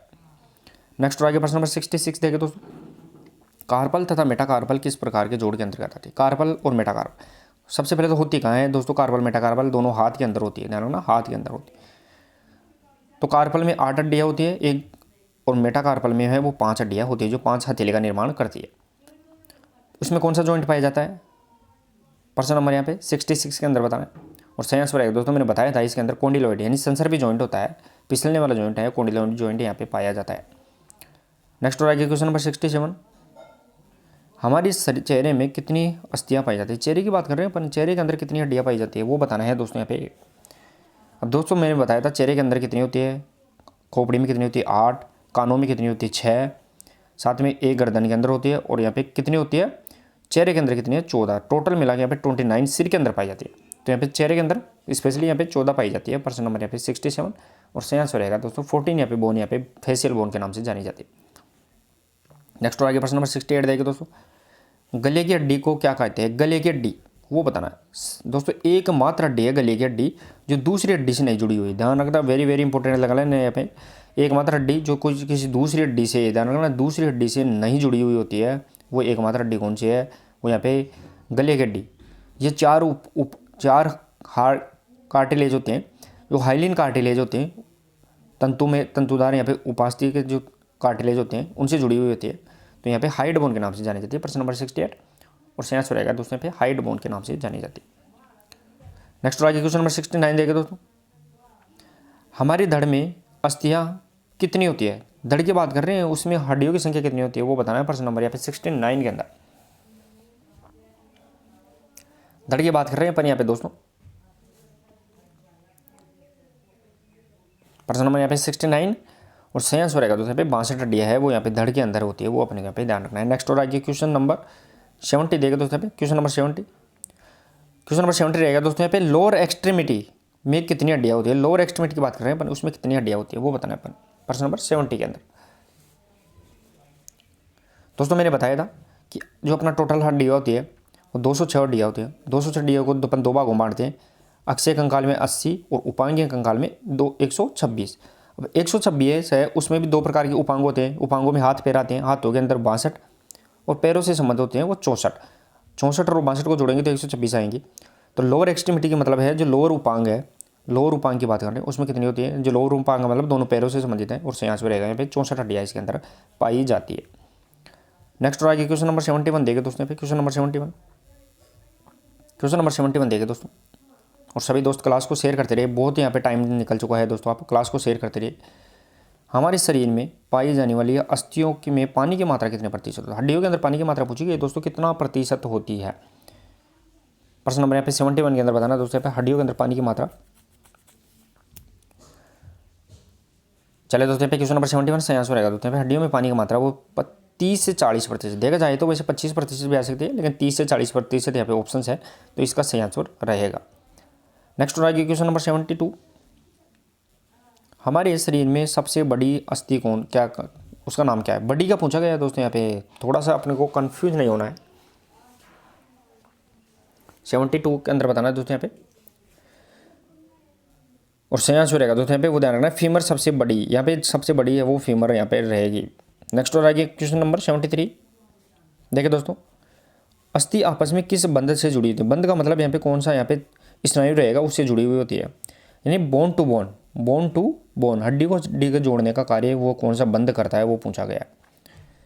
प्रश्न नंबर यहाँ पे 73 इजी रहेगा दोस्तों यहाँ पे सही आंसर रहेगा दोस्तों यहाँ पे लिगामेंट होता है वो हड्डी को हड्डी से जोड़ता है। टेंडन क्या करता है दोस्तों यहाँ पे हड्डी टू बोन टू मसल्स को जोड़ने का कार्य करता है। नेक्स्ट और आगे क्वेश्चन नंबर 74 देखिए दोस्तों यहाँ पे पीटीएल हड्डी कहाँ स्थित है। पीटीएल जो हड्डी है वो कहाँ होती है वो अपने यहाँ पे बताना है।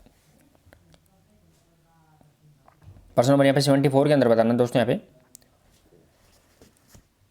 प्रश्न नंबर यहाँ पे 74 और सही आंसर रहेगा कपाल के अंदर होती हैं। जो कपाल के अंदर 8 हड्डियाँ होती हैं उसमें पेटेल बोन जिसे अपन पेराइटल के नाम से भी जानते हैं, पेराइटल भी, तो यहाँ पे पेटेल बोन यहाँ पे रहेगी। नेक्स्ट और आगे क्वेश्चन नंबर 75, हमारे शरीर में स्थित अस्थायी पसलियों की संख्या कितनी है। दोस्तों यहाँ पे 2 प्रकार की मैंने बताई थी कि पसलियों की संख्या कितनी होती है शरीर के अंदर। जोड़ी के अंदर पूछा जाता है अपने को यहाँ पे, तो 12 जोड़ी होती है, उसमें 7 होती है वो यहाँ पे सत्य और 5 होती है वो असत्य। ध्यान रखना। प्रश्न नंबर 75 की बात कर रहे हैं अपन यहाँ पे, जो 5 और 7 और सत्य होती है वो स्थायी, और 5 असत्य यहाँ पे असत्य होती है उससे अपन अस्थायी बोलते हैं। तो प्रश्न नंबर यहाँ पे 75 और सही आंसर रहेगा 5 जोड़ी होती है वो अस्थायी यहाँ पे, जिसे अपन झूठी पसलियों के नाम से जानते हैं। नेक्स्ट और आगे प्रश्न नंबर 76, नवजात में शिशु में हड्डियों की संख्या कितनी होती है। नवजात का मतलब जो बच्चा होता है तुरंत पैदा होता है उसकी बात कर रहे हैं दोस्तों। वयस्क के अंदर अपन तो टोटल 206 हड्डियाँ होती हैं। वयस्क के अंदर एडल्ट पुरुष होता है उसके अंदर, और वह नवजात शिशु की पूछी गई है। तो प्रश्न नंबर यहाँ पे 76 और सही आंसर रहेगा तो यहाँ पे नवजात के अंदर है वो 300 हड्डियाँ यहाँ पे पाई जाती है। नवजात 300 हड्डियाँ बोन इसमें रहेगी। नेक्स्ट और आगे क्वेश्चन नंबर 77 देखें दोस्तों, वृद्धावस्था में मनुष्य की हड्डी कमज़ोर क्यों पड़ जाती है। यानी बूढ़ापे की बात कर रहे हैं अपन यहाँ पे, उसमें हड्डियाँ वो कमज़ोर क्यों हो जाती है वो बताना है। आयोडीन की कमी से, लोहे की कमी, कोबाल्ट की कमी या कैल्शियम की कमी। 77 ईजी रहेगा दोस्तों यहाँ पे। प्रश्न नंबर यहाँ पे 77 बताना है दोस्तों आपको।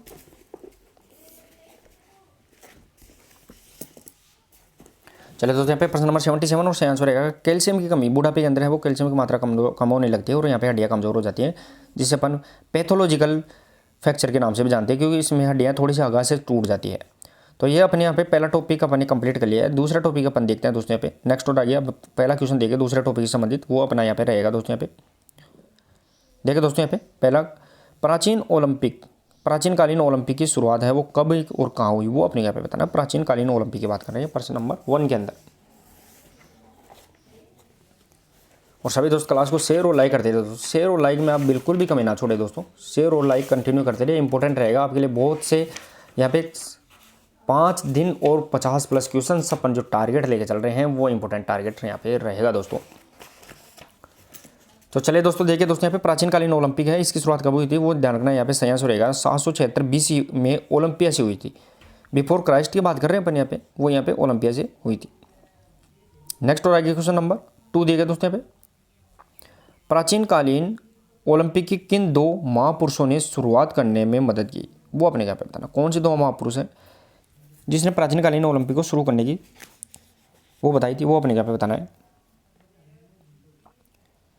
प्रश्न नंबर यहाँ पे 2 के अंदर बताना है दोस्तों। यहाँ पे जीएस और स्टेलरा, पिस्टस और एलिनस, और यहाँ पे डोम्पस और डेटोरा, कौन सा यहाँ पे रहेगा? प्रश्न नंबर 2 और सही आंसर रहेगा दोस्तों यहाँ पे पेस्टिस और यहाँ पे एलिनस, वो यहाँ पे सही आंसर रहेगा। 2 व्यक्ति हैं जिसने प्राचीन कालीन ओलंपिक को शुरू करने में मदद की थी, वो यहाँ पे कौन सा रहेगा दोस्तों? यहाँ पे पेस्टिस और यहाँ पे एलिनस। नेक्स्ट और आगे क्वेश्चन नंबर 3 देगा दोस्तों, प्राचीन कालीन ओलंपिक आयोजित होने वाले क्षेत्र को क्या कहते थे? प्राचीन की बात कर रहे हैं अपन दोस्तों। यहाँ पे जो 776 ईसा पूर्व जो ओलंपिक स्टार्ट हुए थे उसकी बातें कर रहे हैं। उसको शुरू कहाँ जो आयोजित होता था वो क्षेत्र कौन सा होता था? ओलंपिया, स्टेडियम, या फिर सेक्रेड एल्टिस, या फिर शहर।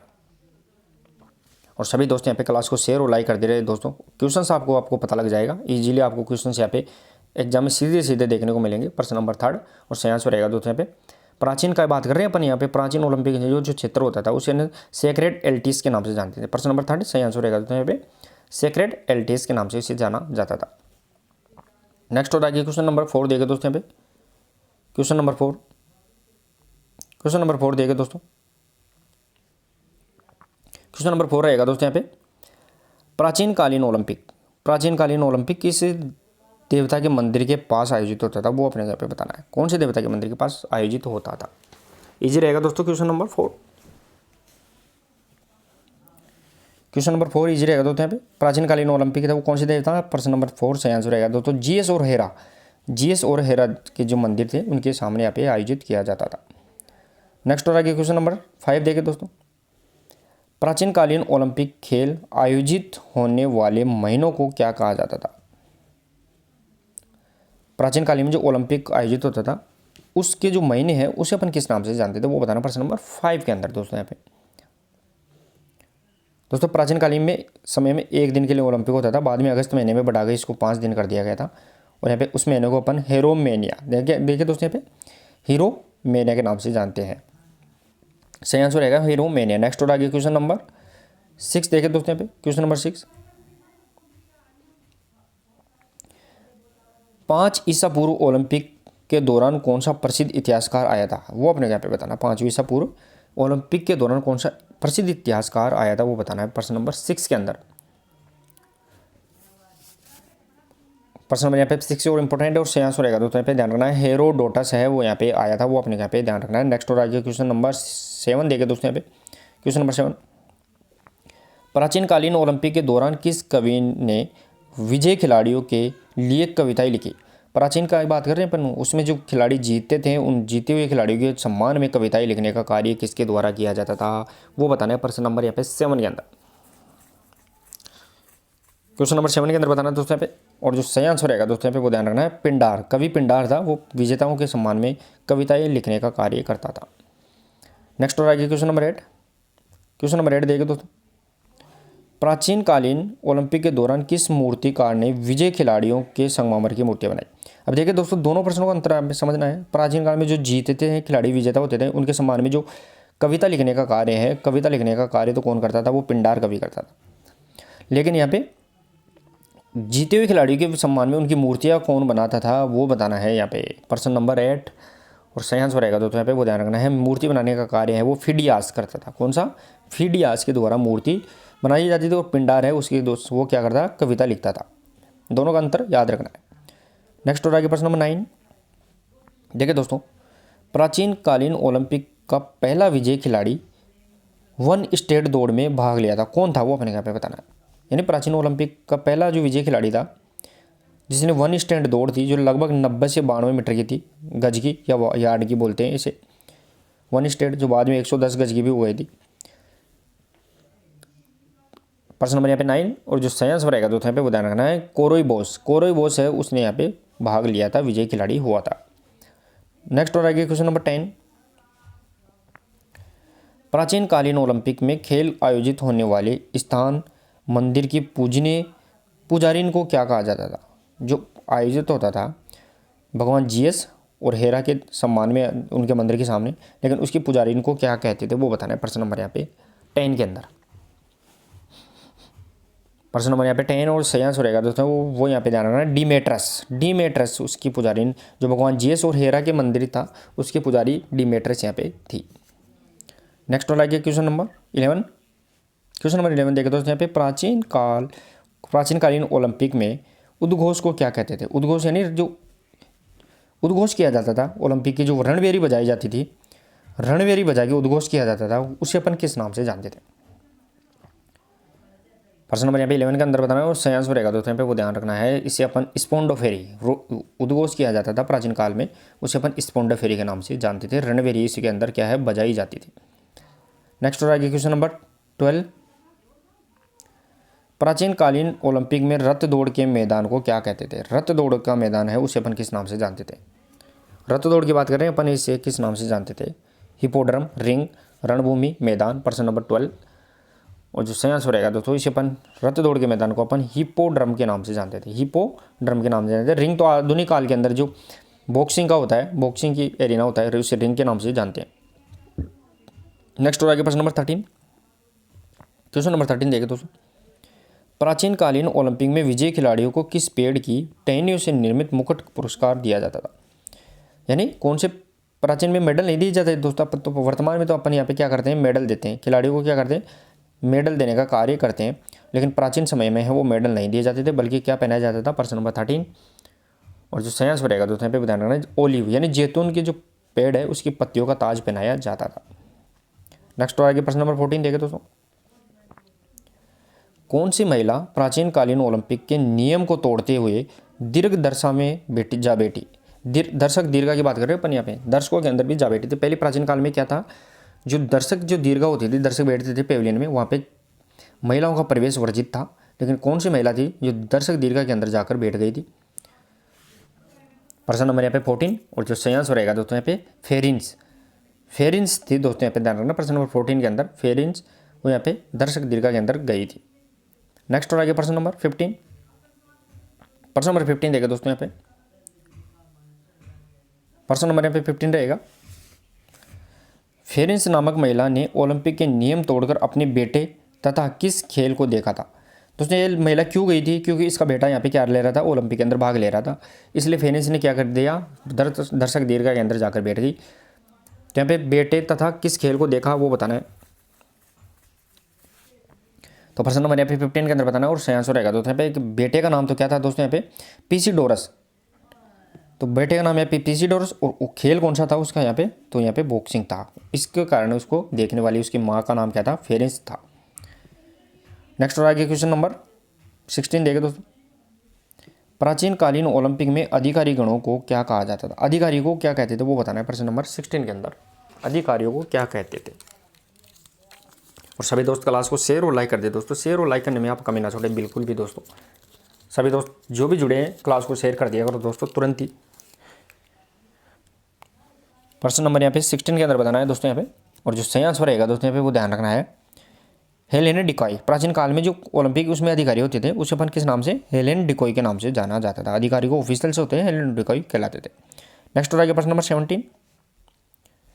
मुक्केबाजी तथा कुश्ती के मिश्रित खेल को क्या कहा जाता था? दोस्तों यहाँ पे आपको बता दूं कोई भी एडवांस में क्वेश्चन नहीं देना, आंसर नहीं देना है। एडवांस क्वेश्चन में जो क्वेश्चन पूछा जा रहा है उसका आंसर देना है, डिसिप्लिन बनाए रखना है। तो प्रश्न नंबर 17 बताना है कुश्ती और मुक्केबाजी का जो मिश्रित खेल होता था युगल, उसे किस नाम से जानते हैं? प्रश्न नंबर यहाँ पे 17 और सही आंसर रहेगा दोस्तों यहाँ पे पेनक्रेशन के नाम से जाना जाता था। और यहाँ पे पेनक्रेशन प्लेटो है वो इन खेलों के अंदर भाग लिया था, कौन से कुश्ती के अंदर, तो यहाँ पे पेनक्रेशन सही आंसर रहेगा। नेक्स्ट और आगे क्वेश्चन नंबर 18।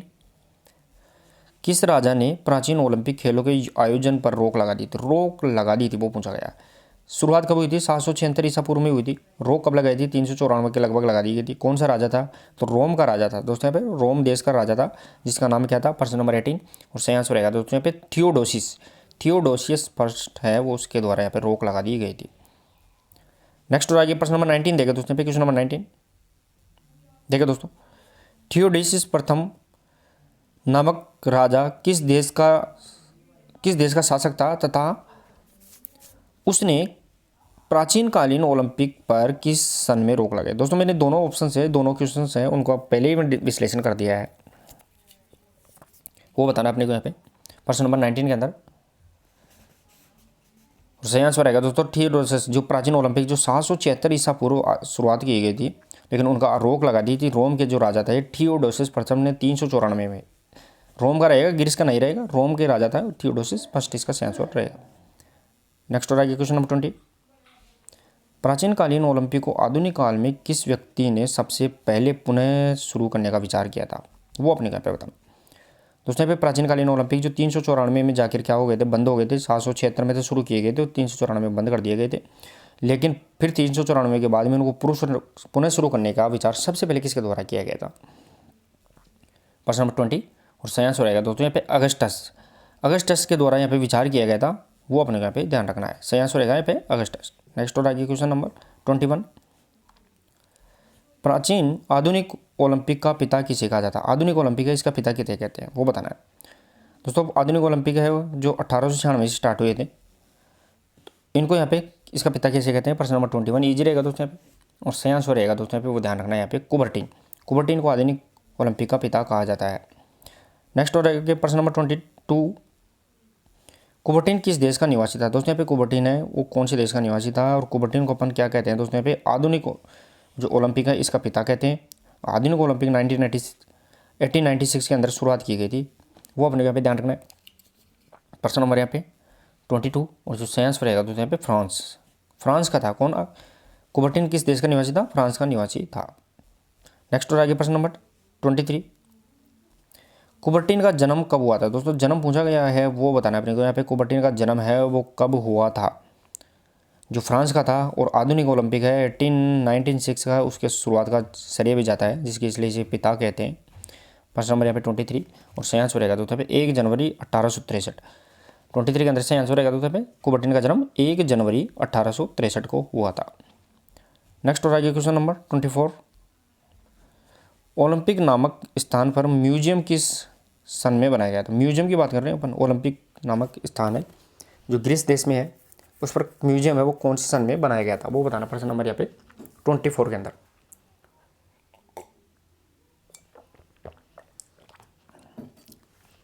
चलिए दोस्तों यहाँ पे क्वेश्चन नंबर 24 और जो सही आंसर रहेगा दोस्तों यहाँ पे वो इसका सही आंसर होगा 1993 1993 के अंदर यहाँ पे म्यूजियम बनाया गया था। नेक्स्ट हो जाएगी क्वेश्चन नंबर 25 देखें दोस्तों। आईओसी की फुल फॉर्म क्या है, आईओसी वो बताना है, जिसकी स्थापना कब हुई थी दोस्तों यहाँ पे आईओसी की 23 जून 1894। ध्यान रखना 23 जून 1894 की लूसानी स्विट्जरलैंड में हुई थी। प्रश्न नंबर यहाँ पे 25 और सही आंसर रहेगा दोस्तों इंटरनेशनल ओलंपिक कमेटी के नाम से जानी जाती है, वो आईओसी जिसकी स्थापना 23 जून 1894 को लूसानी स्विट्जरलैंड के अंदर की गई थी। नेक्स्ट आ गया क्वेश्चन नंबर 26 देखिए दोस्तों यहाँ पे। प्रथम आधुनिक कालीन ओलंपिक कहाँ आयोजित हुए थे, वो बताना है। आधुनिक ओलंपिक खेल प्रथम कब स्टार्ट हुए थे, 1896 के अंदर ही स्टार्ट हुए थे, लेकिन कहाँ हुए थे वो बताना है। प्रश्न नंबर 26 के अंदर बताना है। और जो सही आंसर रहेगा दोस्तों यहाँ पे ग्रीस एथेंस, ग्रीस की राजधानी एथेंस है, उसके अंदर यहाँ पे आयोजित किए गए थे। नेक्स्ट हो आएगी क्वेश्चन नंबर 27। क्वेश्चन नंबर 27 देखिए दोस्तों। प्रथम आधुनिक ओलंपिक कब आयोजित हुए थे। दोस्तों यहाँ पे आधुनिक ओलंपिक कब आयोजित हुए बताना है, मेरे बार बार बता रहा हूँ कब आयोजित हुए थे दोस्तों यहाँ पे। और सही आंसर रहेगा दोस्तों यहाँ पे प्रथम आधुनिक ओलंपिक खेल है क्वेश्चन नंबर 27 के अंदर, वो 6 अप्रैल 1894 को आयोजित किए गए थे। इसलिए अपन 6 अप्रैल को विश्व ओलंपिक दिवस भी मनाते हैं और अंतर्राष्ट्रीय खेल दिवस भी मनाते हैं, दोनों अपने यहाँ पे ध्यान रखना है। नेक्स्ट आएगी क्वेश्चन नंबर 28। क्वेश्चन नंबर 28 देखिए दोस्तों। प्रथम ओलंपिक का उद्घाटन समारोह किस स्टेडियम में हुआ था, वो बताना है। जो प्रथम ओलंपिक हुआ था 1896 के अंदर बात कर रहे हैं अपन, उसका उद्घाटन कौन से स्टेडियम के अंदर किया गया था, वो बताना है 28 के अंदर। और सभी दोस्त क्लास को शेयर और लाइक करते रहे दोस्तों यहाँ पे। क्वेश्चन नंबर 28 और सही आंसर रहेगा दोस्तों पेनाथेनिक स्टेडियम है, उसके अंदर यहाँ पे क्या किया गया था, इसका उद्घाटन किया गया था, जो एथेंस ग्रीस की राजधानी एथेंस में स्थित था। नेक्स्ट और आगे प्रश्न नंबर 29। ओलंपिक का मुख्यालय कहाँ स्थित है। ओलंपिक का मुख्यालय हेडक्वार्टर पूछा गया है, वो कहाँ स्थित है, जिसकी स्थापना 23 जून 1894 को की गई थी। सही आंसर रहेगा दोस्तों पे 29 वो यानी लूसानी स्विट्जरलैंड में IOC है, इंटरनेशनल ओलंपिक कमेटी है IOC, इसका मुख्यालय यहाँ पे रहेगा। नेक्स्ट और आगे क्वेश्चन नंबर 30 देखे दोस्तों, क्वेश्चन नंबर 30 देखिए दोस्तों, IOC के प्रथम अध्यक्ष कौन थे, वो किस देश के थे। IOC के प्रथम अध्यक्ष कौन थे और वो किस देश के थे, वो भी बताना है अपने यहाँ पे। दोस्तों IOC के सबसे लंबे अध्यक्ष समय के लिए कौन रहा था, कुबर्टिन रहा था, तो सबसे लंबे समय के लिए। तो प्रथम अध्यक्ष कौन थे, डिमिट्रियस वेकिलस, प्रश्न नंबर 30, और सही आंसर रहेगा डिमिट्रियस वेकिलस, जो किसके थे, ग्रीस देश के ही थे, वो अपने यहाँ पे ध्यान रखना है। नेक्स्ट और आगे क्वेश्चन नंबर 31, ओलंपिक खेल आयोजन कितने दिन चलता था, ओलंपिक आयोजन है वो कितने दिन चलता था, वो बताना है। प्रेजेंट की बात कर रहे हैं अपन यहाँ पे, ओलंपिक खेल का आयोजन कितने दिन चलता है वो बताना है। और दोस्तों कितने दिन चलता है, प्रश्न नंबर 31, और सही आंसर रहेगा दोस्तों पे 16 दिन ओलंपिक आयोजन चलता है। और ये पहली बार कब फिक्स किया था, 1928 का जो एम्स्टर्डम ओलंपिक था, 1928 के अंदर एम्स्टर्डम ओलंपिक के अंदर पहली बार इसको फिक्स किया गया था कि प्रत्येक ओलंपिक 16 दिन आयोजित किया जाएगा। नेक्स्ट और आगे प्रश्न नंबर 32, ओलंपिक खेल का आवंटन किसे किया जाता है, आवंटन का मतलब यहाँ पे किसको दिया जाता है वो बताना है। प्रश्न नंबर 32 इजी रहेगा दोस्तों यहाँ पे। और दोस्तों सभी दोस्त एक भी क्लास मिस नहीं करना है, बता रहा हूँ 5 दिन 50+ क्वेश्चन, 5 दिन 50+ क्वेश्चन। उसमें आज अपना यहाँ पे तीसरी क्लास है, 2 क्लास नहीं देखे तो प्लेलिस्ट में जाकर क्लास 1 और 2 जरूर देख ले। प्रश्न नंबर यहाँ पे 32, और जो सही आंसर रहेगा दोस्तों यहाँ पे वो ध्यान रखना, शहर को दिया जाता है, किसी देश के नाम नहीं दिया जाता है, किसी डिस्ट्रिक्ट जिले के नाम नहीं दिया जाता है, बल्कि यहाँ पे ध्यान रखना है शहर को अलॉट किया जाता है। नेक्स्ट और आगे प्रश्न नंबर 33 देखिए दोस्तों में, ओलंपिक के अंतर्गत व्यक्तिगत स्पर्धा में एक देश से ज़्यादा कितने खिलाड़ी भाग ले सकते हैं। व्यक्तिगत इंडिविजुअल की बात कर रहे हैं अपन यहाँ पे, कोई भी गेम है इंडिविजुअल है मान लो, उसके अंदर कितने खिलाड़ी यहाँ पे ज़्यादा भाग ले सकते हैं वो बताना है। इंडिविजुअल का मतलब जैसे एकल खेल होते हैं, जैसे मान लो हर्डल जंप हो गया, 100 मीटर की 100 मीटर हो गई रनिंग। प्रश्न नंबर यहाँ पे 33, और जो सही आंसर रहेगा दोस्तों यहाँ पे 3 खिलाड़ी मैक्सिमम है, वो 3 खिलाड़ी ही एक इवेंट के अंदर यहाँ पे इंडिविजुअल खेल के अंदर भाग ले सकते हैं। नेक्स्ट और आगे प्रश्न नंबर 34, ओलंपिक खेल कितने सालों के अंतराल पर आयोजित होते हैं, कितने अंतराल पर आयोजित होते हैं वो बताना है। कितने दिन आयोजित होते हैं, 16 दिन आयोजित होते हैं, लेकिन अंतराल कितना रहता है इनके बीच में। प्रश्न नंबर 34 इजी रहेगा दोस्तों, और सही आंसर ध्यान रखना है वहाँ पे 4 साल, एक ओलंपिक से दूसरे ओलंपिक के मध्य 4 साल, और बीच का जो 2 साल का समय होता है उसे ओलंपियाड के नाम से जानते हैं। नेक्स्ट और आगे क्वेश्चन नंबर 35 देखिए दोस्तों, IOC कितने वर्ष पहले अगले होने वाले ओलंपिक शहरों की घोषणा करता है। देखिए दोस्तों यहाँ पे कितने शहरों पहले बता रहा हूँ आपको, जैसे मान लो 2020 में टोक्यो ओलंपिक हुआ है, 2024 में कहाँ होगा, इसकी घोषणा पहले ही हो चुकी है। ये कितने साल पहले कर दिया है IOC ने, 35 के अंदर बताना है। और सही आंसर रहेगा दोस्तों यहाँ पे 6 साल पहले ही घोषणा आयोजित हो जाती है कि अगला ओलंपिक कहाँ होगा। पेरिस के अंदर 2024 के अंदर होगा, फिर 2028 के अंदर है वो कहाँ होगा, तो यहाँ पे ध्यान रखना लॉस एंजल्स के अंदर होगा। इस प्रकार ये पहले ही घोषणा यहाँ पे हो जाती है। नेक्स्ट आगे क्वेश्चन नंबर 36 देखिए दोस्तों यहाँ पे, IOC की एग्जीक्यूटिव कमेटी की मीटिंग कब कब आयोजित होती है वो बताना है, कब कब यहाँ पे आयोजित होती है। एग्जीक्यूटिव कमेटी है उसकी मीटिंग यहाँ पे कब कब आयोजित होती है वो बताना है। प्रश्न नंबर यहाँ पे 36 के अंदर बताना है, और सही आंसर रहेगा दोस्तों यहाँ पे वो ध्यान रखना है यहाँ पे साल में 1 बार तथा ओलंपिक वर्ष में 2 बार। साल के अंदर प्रत्येक साल तो 1 बार होती है, लेकिन जैसे जिस साल ओलंपिक है उसके अंदर 2 बार एग्जीक्यूटिव कमेटी यहाँ पे क्या रहेगी, मीटिंग रहेगी। नेक्स्ट और आगे प्रश्न नंबर 37 देखिए दोस्तों यहाँ पे, क्वेश्चन नंबर 37, ओलंपिक मोटो क्या है। तो ओलंपिक का मोटो है वो क्या है वो बताना अपने को। ओलंपिक मोटो जिसको किसके द्वारा बनाया गया था, 1891 के द्वारा फादर हेनरी डिडॉन के द्वारा बनाया गया था, वो अपने जब ध्यान रखना, फादर हेनरी डिडॉन के द्वारा बनाया गया था। तो प्रश्न नंबर यहाँ पे 37, और जो सही आंसर रहेगा तो CTS फोर्टियस, और इसमें नया शब्द अब जोड़ा गया है वो टुगेदर इसके अंदर जोड़ दिया गया है, वो भी ध्यान रखना है। CTS को फास्टर, अल्टियस को हायर, और फोर्टियस को स्ट्रॉन्गर के नाम से भी जाना जाता है। नेक्स्ट और आगे क्वेश्चन नंबर 38 देखिए दोस्तों, क्वेश्चन नंबर 38 थोड़ा छोटा कर दूँ एक बार, रुकिए दोस्तों। देखिए दोस्तों, ओलंपिक के मोटो के 3 शब्दों का अर्थ क्या है वो बताना है। जो ओलंपिक मोटो CTS अल्टियस फोर्टियस है इसका क्या अर्थ है वो बताना है अपने को। प्रश्न नंबर 38 इंपॉर्टेंट रहेगा दोस्तों, यहाँ से एक क्वेश्चन निश्चित रूप से पूछा जाएगा। क्वेश्चन नंबर यहाँ पे 38 के अंदर बताना है, और सही आंसर रहेगा दोस्तों यहाँ पे वो ध्यान रखना है, इसका सही आंसर निकल के आ गया वो ए इसका सही आंसर रहेगा, यानी CTS सबसे तेज, LTS सबसे ऊंचा और फोर्टिस सबसे यहाँ पे बलशाली रहेगा दोस्तों। नेक्स्ट और आगे क्वेश्चन नंबर 39 देगा दोस्तों। 39, ओलंपिक के झंडे में कितने छल्ले बने हुए होते हैं? छल्लों की बात कर रहे हैं अपन, रिंग्स की बात कर रहे हैं, जो अपना ये बार बार अपन इस प्रश्न को भी देख लेते हैं। तो ये जो ओलंपिक का झंडा है इसमें कितनी यहाँ पे रिंग होती है वो बताना अपने को प्रश्न नंबर 39 के अंदर। प्रश्न नंबर यहाँ पे 39 इंपॉर्टेंट रहेगा दोस्तों यहाँ पे, और सही आंसर रहेगा दोस्तों यहाँ पे 5 छल्ले होते हैं। क्या करते हैं? 5 छल्ले होते हैं, और इनका जो कलर होता है दोस्तों यहाँ पे वो अपने को यहाँ पे ध्यान रखना है, BYBGR, यानी ब्लू, येलो, ब्लैक, ग्रीन और रेड इसका यहाँ पे कलर होता है। नेक्स्ट और आगे प्रश्न नंबर 40। देखिए दोस्तों प्रश्न नंबर 40 वही पूछ लिया है।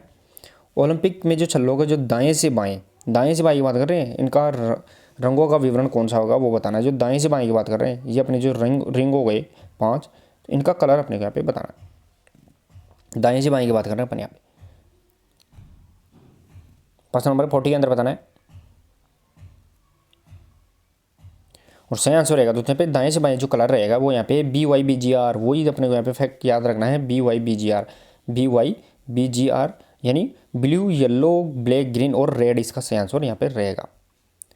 नेक्स्ट और आगे प्रश्न नंबर 41। क्वेश्चन नंबर 41 देखिए दोस्तों। क्वेश्चन नंबर 41, ओलंपिक छल्लों में से जो 5 रंग होते हैं उनमें किन महाद्वीपों को दर्शाते हैं वो बताना है। जो 5 छल्ले हैं, जो BYBGR यानी ब्लू, येलो, ब्लैक, ग्रीन और रेड है, वो कौन से महाद्वीपों को क्रम से दर्शाते हैं वो बताना है अपने को यहाँ पे। नीला किसको दर्शा रहा है, पीला किसको दर्शा रहा है, काला किसको दर्शाता है, हरा किसको दर्शा रहा है, लाल किसको दर्शा रहा है वो बताना है प्रश्न नंबर 41 के अंदर। अब देखिए दोस्तों, नीला क्या करता है? यूरोप को, पीला एशिया को, काला अफ्रीका को और हरा ऑस्ट्रेलिया और लाल अमेरिका। प्रश्न नंबर यहाँ पे 41 सही आंसर यहाँ आएगा, ए इसका यहाँ पे सही आंसर रहेगा। नेक्स्ट और आगे क्वेश्चन नंबर 42 देगा दोस्तों यहाँ पे। क्वेश्चन नंबर 42, ओलंपिक के झंडों का आधार किस रंग का होता है? आधार पूछा गया है, वो किस रंग का होता है? ओलंपिक का जो झंडा है उसके जो आधार है, बेस, वो बताना है किस रंग का होता है प्रश्न नंबर 42 के अंदर। और सही आंसर रहेगा दोस्तों यहाँ पे दूध या सफ़ेद, यानी मिल्क वाइट रहेगा, दूध या सफ़ेद है वो इसका आधार होता है। ये आधार पृष्ठभूमि दिख रही है आपको, ये आधार रहेगी। नेक्स्ट और आगे क्वेश्चन नंबर 43, ओलंपिक ध्वज पहली बार कब और कहाँ फहराया गया? कब और कहाँ फहराया गया वो बताना है प्रश्न नंबर 43 के अंदर। दोस्तों ओलंपिक ध्वज पहली बार बनके कब तैयार हुआ था? 1913 में बन गया था। 1914 में इसको IOC से मान्यता मिल गई थी। 1914 के अंदर IOC से मान्यता मिल गई, लेकिन 1916 को ओलंपिक नहीं होने के कारण पहली बार 1920 के एंटवर्प ओलंपिक। प्रश्न नंबर यहाँ पे 43 और सही आंसर रहेगा तो यहाँ पे 1920 का जो एंटवर्प ओलंपिक बेल्जियम में हुआ था उसमें पहली बार फहराया गया था। नेक्स्ट और आगे प्रश्न नंबर 44, ओलंपिक ध्वज कब और किसके द्वारा तैयार किया गया था? कब और कब किसके द्वारा बताया तैयार किया गया था वो बताना है प्रश्न नंबर 44 के अंदर बताना है। और दोस्तों मैंने बता भी दिया था कि ओलंपिक ध्वज वो पहली बार 1913 के अंदर बनाया गया था कुबर्टिन के द्वारा। 1914 में इसको मान्यता मिल गई थी IOC द्वारा, लेकिन 1920 के अंदर पहली बार फहराया गया था। 1913 के अंदर कुबर्टिन के द्वारा यहाँ पे झंडा है फ्लैग बनाया गया था। नेक्स्ट और आगे प्रश्न नंबर 45 देखे दोस्तों, किस ओलंपिक में महिलाओं ने प्रथम बार प्रतिभाग किया था? कौन सा ओलंपिक है जिसमें पहली बार महिलाओं ने पार्टिसिपेट किया था? इंपॉर्टेंट रहेगा दोस्तों, शारीरिक शिक्षक 2022 थर्ड ग्रेड में पूछा गया था प्रश्न 45। और सही आंसर रहेगा दोस्तों पे वो ध्यान रखना, सन 1900 का जो पेरिस ओलंपिक था, जो दूसरा क्रम का ओलंपिक था, उसके अंदर महिलाओं ने पहली बार पार्टिसिपेट किया था। नेक्स्ट और आगे प्रश्न नंबर 46, ओलंपिक मोटो को किस विद्वान ने प्रतिपादित किया था? ओलंपिक मोटो जो CTS, LTS, फोर्टिस है उसको किसके द्वारा बनाया गया था वो बताना है। और बार बार मैंने बताया भी था दोस्तों किसके द्वारा बनाया गया था प्रश्न नंबर 46 और सही आंसर रहेगा दोस्तों यहाँ पे फादर हेनरी डिडॉन के द्वारा, यहाँ पे डेनमार्क के हैं, उसके द्वारा बनाया गया था। कब बनाया गया था? 1891 के अंदर बनाया गया था। नेक्स्ट और आगे प्रश्न नंबर 47 देगा दोस्तों पे, किस ओलंपिक में प्रथम बार शपथ ली गई थी? शपथ का प्रारूप है वो कौन से ओलंपिक से संबंधित रहेगा वो बताना अपने को। दोस्तों यहाँ पे आपको मैं बता दूं, नशे के विरुद्ध यानी डोपिंग के विरुद्ध पहली बार शपथ कब ली गई थी? तो वो सन 2000 का ओलंपिक रहेगा, सिडनी ओलंपिक सन 2000 का। लेकिन यहाँ पे पहली बार शपथ कब ली गई थी? प्रश्न नंबर 47 सही आंसर रहेगा 1920 की जो एंटवर्प ओलंपिक था बेल्जियम में, उसके अंदर यहाँ पे पहली बार खिलाड़ी के द्वारा शपथ ली गई थी। नेक्स्ट और आगे क्वेश्चन नंबर 48, किस ओलंपिक में पहली बार उद्घाटन समारोह में कबूतर छोड़े गए थे वो बताना है। यानी पक्षियों को छोड़ने की परंपरा है, कौन से ओलंपिक में संबंधित रहेगी पहली बार? 48 के अंदर बताना है। और सही आंसर रहेगा दोस्तों पहली बार ये काम भी ध्यान रखना है 1920 के एंटरप्राइज बेल्जियम में किया गया था, यानी झंडा भी इसमें पहनाया गया था, शपथ भी इसमें ली गई थी, कबूतरे भी इसमें छोड़े गए थे, वो अपनी इंपॉर्टेंट रहेगा। नेक्स्ट और आगे प्रश्न नंबर 49, किस ओलंपिक में आयुषी ने ध्वज 5 रंग छल्लों को मान्यता दी थी? देखिए दोस्तों यहाँ पे किस ओलंपिक में आयुषी ने ध्वज में 5 छल्लों को मान्यता दी थी, वो बताना है प्रश्न नंबर 49 के अंदर।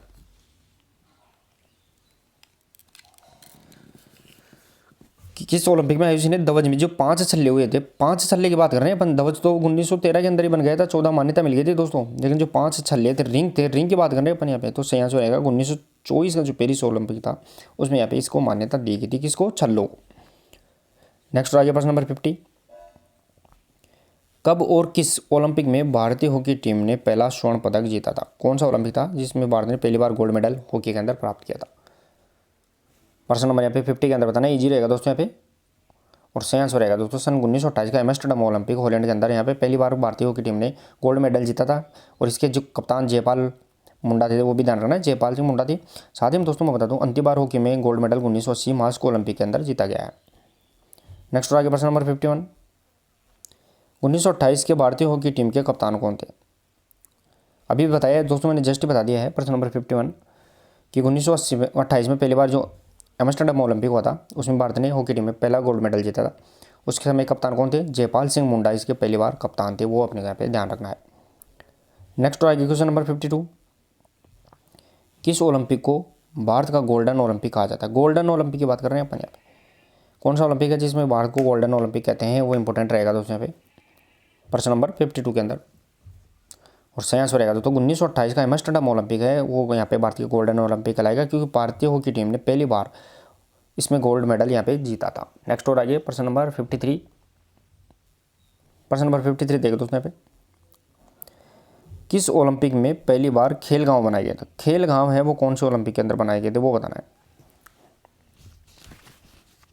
पहली बार कौन से ओलंपिक के अंदर खेल गांव बनाए गए थे? प्रश्न नंबर 53 के अंदर बताना है, और सही आंसर रहेगा दोस्तों पे 1932 का लॉस एंजल्स अमेरिका के अंदर हुआ था, उसमें खेल गांव बनाए गए थे, साथ ही के अंदर भी इसमें पोडियम भी बनाए गए थे। क्या बनाए गए थे? पोडियम। पोडियम क्या होता है दोस्तों पे, जो विजेता खिलाड़ी होती है उसको यहाँ पे जो दिया खड़ा किया जाता है वो पोडियम होता है, तो पोडियम का इसके अंदर ही पहली बार किया गया था, वो भी अपने को यहाँ पे ध्यान रखना है। नेक्स्ट और आगे क्वेश्चन नंबर 54, किस ओलंपिक को पहली बार दूरदर्शन ब्लैक एंड व्हाइट पर सीधा प्रसारण किया गया था, वो कौन से देश के अंदर, वो बताना है। कौन सा ओलंपिक रहेगा जिस पर पहली बार दूरदर्शन पर, जो ब्लैक एंड व्हाइट की बात कर रहे हैं उस समय की बात है, ब्लैक एंड व्हाइट टीवी के ऊपर प्रसारित किया गया था? 54 के अंदर बताना है, और सही आंसर रहेगा दोस्तों यहाँ पे 54 के अंदर, वो ध्यान रखना है। यहाँ पे 1936 का जो बर्लिन ओलंपिक था जिसके कप्तान कौन थे दोस्तों, यहाँ पे मेजर ध्यानचंद, भारतीयों की टीम के मेजर ध्यानचंद इसके कप्तान थे, वो इसका ध्यान रखना है। नेक्स्ट और आगे प्रश्न नंबर 55, प्रश्न नंबर 55 देखे दोस्तों, HVPM अमरावती महाराष्ट्र की एक टीम ने किस ओलंपिक के अंदर सारी गतिविधियों का प्रदर्शन किया था? HVPM मतलब हनुमान व्यायाम प्रसारक मंडल, जिसकी स्थापना 1914 अमरावती महाराष्ट्र के अंदर हुई थी, अमरावती के अंदर अनंत और अंबा वैद्य के द्वारा की गई थी। इसके द्वारा खेलों का प्रदर्शन है कौन से ओलंपिक के अंदर किया गया था, वो बताना है। प्रश्न नंबर यहाँ पे 55 के अंदर बताना है, और सही आंसर रहेगा दोस्तों यहाँ पे 1936 का बर्लिन ओलंपिक में हनुमान व्यायाम प्रसारक मंडल के द्वारा देसी खेलों का गतिविधियों का प्रदर्शन किया गया था। नेक्स्ट और आगे क्वेश्चन नंबर 56, क्वेश्चन नंबर 56 देखिए दोस्तों, किस भारतीय खिलाड़ी ने प्रथम बार एकल स्पर्धा में ओलंपिक कांस्य पदक जीता था? एकल स्पर्धा की बात कर ले, इंडिविजुअल गेम के अंदर कौन सा खिलाड़ी जिसने पहली बार कांस्य पदक जीता था? कांस्य पदक किस में जीता था दोस्तों, तो वो कुश्ती के अंदर जीता था, और प्रश्न नंबर 56 और सही आंसर रहेगा दोस्तों KD यादव। KD यादव ने कुश्ती के अंदर कांस्य पदक जीता था, और 1952 का हेलेंसिंकी के ओलंपिक था उसके अंदर ये जीता था। नेक्स्ट और आगे प्रश्न नंबर 57, पेरी ओबनाई नामक एथलीट ने शॉर्ट पुट स्पर्धा में किस ओलंपिक में स्वर्ण पदक जीता? देखिए दोस्तों यहाँ पे शॉर्ट पुट की एक टेक्निक भी अपन जानते हैं, डिस्को पट हो गई, पेरी ओब्रायन हो गई, तो ये पेरी ओब्रायन इस खिलाड़ी के नाम पर ही आई थी।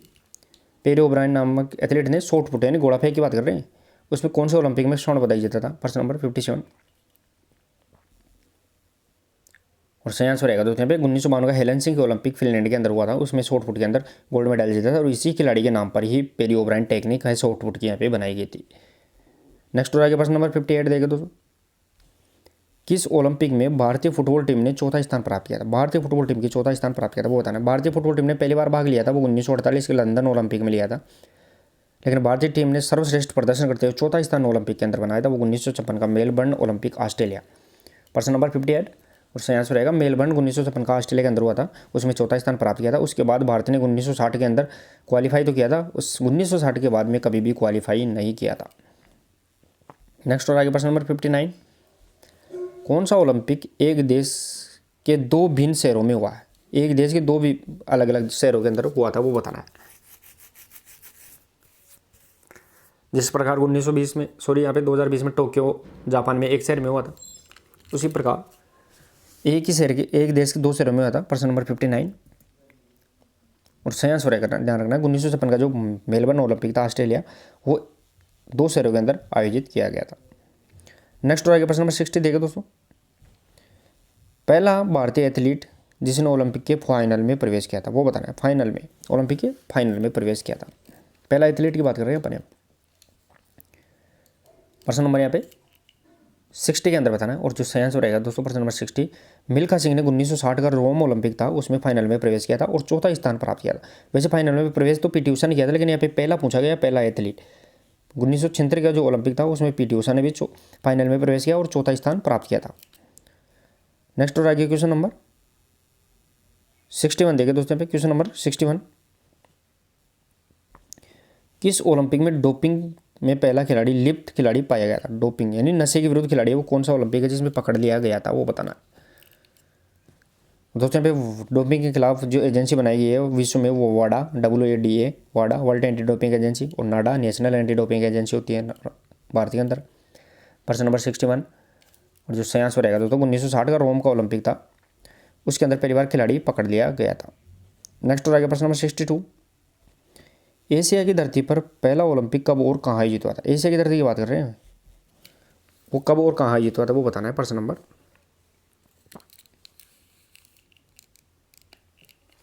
यहाँ पे 62 और जो सही आंसर रहेगा दोस्तों यहाँ पे वो ध्यान रखना, एशिया की धरती पर पहला जो ओलंपिक हुआ था वो 1964 के अंदर टोक्यो ओलंपिक जापान में हुआ था। वैसे देखा जाए तो टोक्यो ओलंपिक 1940 के अंदर भी अलॉट था लेकिन नहीं हो पाया था, 1940 के अंदर अलॉट था लेकिन विश्व युद्ध के कारण नहीं हुआ था। नेक्स्ट और आगे प्रश्न नंबर 63, ओलंपिक गान की रचना किसने और कब व किस देश के नागरिकों ने की है वो बताना है अपने बारे में। ओलंपिक गान की रचना किसने की और वो किस देश के नागरिक थे? प्रश्न नंबर 63 इंपॉर्टेंट रहेगा दोस्तों यहाँ पे और सही आंसर ध्यान रखना है दोस्तों यहाँ पे, सिपिस सामारास और केस्टिस पालामास दोनों यूनान के थे जिसने ओलंपिक गान की रचना की थी। सिपिस सामारास और यहाँ पे केस्टिम पालामास दोनों, इसके ध्यान रखना। नेक्स्ट और आगे प्रश्न नंबर 64, ओलंपिक गान प्रथम बार कब और किस ओलंपिक में गाया गया था? प्रथम बार कब और किस ओलंपिक में गाया गया था, रचना किसके द्वारा की गई थी तो वो अपने को ध्यान रखना है, सिप्सिस सामारास और यहाँ पे केस्टिम पालामास के द्वारा, यूनान का था। और पहली बार कौन से ओलंपिक में इसको गाया गया था? प्रश्न नंबर 64 के अंदर बताना है और सही आंसर रहेगा दोस्तों 1960 का जो रोम ओलंपिक था इटली के अंदर, उसके अंदर यहाँ पे पहली बार इसको गाया गया था। नेक्स्ट और आगे प्रश्न नंबर 65 देखिए दोस्तों, हाई एल्टीट्यूड पर पहली बार ओलंपिक कब और कहाँ हुआ था? हाई एल्टीट्यूड की बात कर रहे हैं दोस्तों यहाँ पे। हाई एल्टीट्यूड का मतलब है समुद्र से लगभग 8000 की ऊंचाई की बात कर रहे हैं अपन यहाँ पे। दोस्तों हाई एल्टीट्यूड सेंटर भारत के अंदर है, वो सिलारू कहाँ है? सिलारू हिमाचल प्रदेश के अंदर है, शिमला के अंदर, जो लगभग 8000 फीट की बात कर रहे हैं अपन यहाँ पे। मीटर की बात करें तो यहाँ पे लगभग 2250 मीटर की ऊंचाई पर स्थित है नेताजी सुभाष सिलारू। नेक्स्ट 65 के अंदर बताना है दोस्तों आपको और सही आंसर रहेगा 1968 का मेक्सिको सिटी ओलंपिक था, वो यहाँ पे हाई एल्टीट्यूड ओलंपिक था जिसके अंदर है ऊंचाई पर आयोजित हो गया था और खिलाड़ी को प्रदर्शन पर यहाँ पे बहुत ज़्यादा प्रभाव देखने को मिला था। नेक्स्ट और आगे प्रश्न नंबर 66 देखिए दोस्तों यहाँ पे, किस ओलंपिक में डोप टेस्ट की शुरुआत हुई थी? कौन सा ओलंपिक है जिसमें डोप टेस्ट की शुरुआत कर दी गई थी वो बताना है। प्रश्न नंबर 66 के अंदर देखिए दोस्तों, पहला खिलाड़ी डोप टेस्ट का पकड़ा कब गया था? वो 1960 के रोम ओलंपिक में पहला खिलाड़ी पकड़ा गया था नशे के विरुद्ध, लेकिन इसकी डोप टेस्ट की शुरुआत पूछी गई है वो कब की गई थी? तो प्रश्न नंबर यहाँ पे 66 और सही आंसर रहेगा तो 1968 का जो मेक्सिको सिटी ओलंपिक था उसमें पहली बार डोप टेस्ट की शुरुआत कर दी गई थी। और दोस्तों यहाँ पे वाडा है वो वर्ल्ड एंटी डोपिंग एजेंसी, जिसकी स्थापना 1999 के अंदर आयोजित हुई थी। और नेशनल एंटी डोपिंग एजेंसी है, उसकी स्थापना 2005 भारत के अंदर की गई थी। नेक्स्ट और आगे प्रश्न नंबर 67 देखिए दोस्तों, शुभंकर की शुरुआत किस ओलंपिक में? शुभंकर की बात कर रहे हैं अपन। जिस प्रकार आधुनिक जो 2020 का ओलंपिक टोक्यो ओलंपिक हुआ था, इसका शुभंकर क्या था? तो यहाँ पे सोमेटी मिराई तोवा था दोस्तों, यहाँ पे मिराई तोवा। और पैरा ओलंपिक का यहाँ पे सोमेट्री था। तो ये कब किया गया था पहली बार, वो बताना है। प्रश्न नंबर यहाँ पे 67 के अंदर बताना है। और सही आंसर रहेगा दोस्तों यहाँ पे 1968 का मेक्सिको सिटी ओलंपिक था, उसके अंदर पहली बार है वो यहाँ पे क्या किया गया था, मैक्सकॉट यानी शुभंकर की शुरुआत की गई थी। नेक्स्ट और आगे प्रश्न नंबर 68। क्वेश्चन नंबर 68 देखिए दोस्तों, ऊंची कूद की फ्लोसफरी फ्लोप नामक तकनीक किस एथलीट के द्वारा विकसित की गई? फ्लोसफरी फ्लोप की बात करें अपन यहाँ पे। जिस प्रकार शॉर्ट पुट की टेक्निक बनाई गई थी 1952 के ओलंपिक में, पेरी ओब्रायन शॉर्ट पुट वाली, उसी प्रकार ऊंची कूद की फ्लोसफरी फ्लोप है वो कौन सी ओलंपिक में बनाई गई थी? तो 1976 से संबंधित ओलंपिक में बनाई गई थी, लेकिन किसके द्वारा बनाई गई थी? प्रश्न नंबर यहाँ पे 68 के अंदर बताना है दोस्तों यहाँ पे। और सही आंसर रहेगा रिचर्ड डिक फ्लोसबरी। दोस्तों पे किसके द्वारा? रिचर्ड डिक फ्लोसबरी के द्वारा, जो अमेरिका का खिलाड़ी था ऊंची कूद का, उसके द्वारा यहाँ पे बनाई गई थी। नेक्स्ट और आगे प्रश्न नंबर 69। क्वेश्चन नंबर 69 देखिए दोस्तों यहाँ पे, फ्लोसबरी फ्लोप नामक ऊंची कूद की तकनीक किस पहली बार वो किस ओलंपिक में अपनाई गई थी? दोस्तों अभी थोड़ा सा मैंने इसको गलत बताया था, मिस किया था। सबसे पहले तो फ्लोसबरी फ्लोप का अर्थ क्या होता है दोस्तों? ऊंची कूद होती है। ऊंची कूद में ये क्या लगा हुआ होता है? एपरेटस लगे हुए होते हैं, ये बार लगी हुई होती है। तो खिलाड़ी सीधा नहीं कूदता है बल्कि पीठ के बल, इस प्रकार पीठ के बल यानी गर्दन नीचे पीठ के बल कूदता है, ये इसके पैर होते हैं, इस प्रकार कूदता है, तो इसे अपन फ्लोसबरी फ्लोप के नाम से जानते हैं। प्रश्न नंबर यहाँ पे 69। और सही आंसर रहेगा दोस्तों यहाँ पे वो ध्यान रखना है। 1968 का मेक्सिको सिटी ओलंपिक था, उसमें फ्लोसबरी फ्लोप टेक्निक यहाँ पे पहली बार बनाई गई थी। नेक्स्ट और आगे प्रश्न नंबर 70 देखिए दोस्तों, ओलंपिक का उद्घाटन कौन करता है? ओलंपिक का उद्घाटन की बात कर रहे हैं, वो कौन करता है वो बताना है। किसी भी देश में ओलंपिक का उद्घाटन कौन करता है? प्रश्न नंबर 70। और जो सही आंसर रहेगा दोस्तों, मेजबान देश है, जो जिस देश में ओलंपिक हो रहा है उस देश का जो राष्ट्र अध्यक्ष है वो करता है। लेकिन समापन कौन करता है? समापन पूछा जाए तो समापन IOC का अध्यक्ष समापन करता है, वो अपने पे ध्यान रखना है।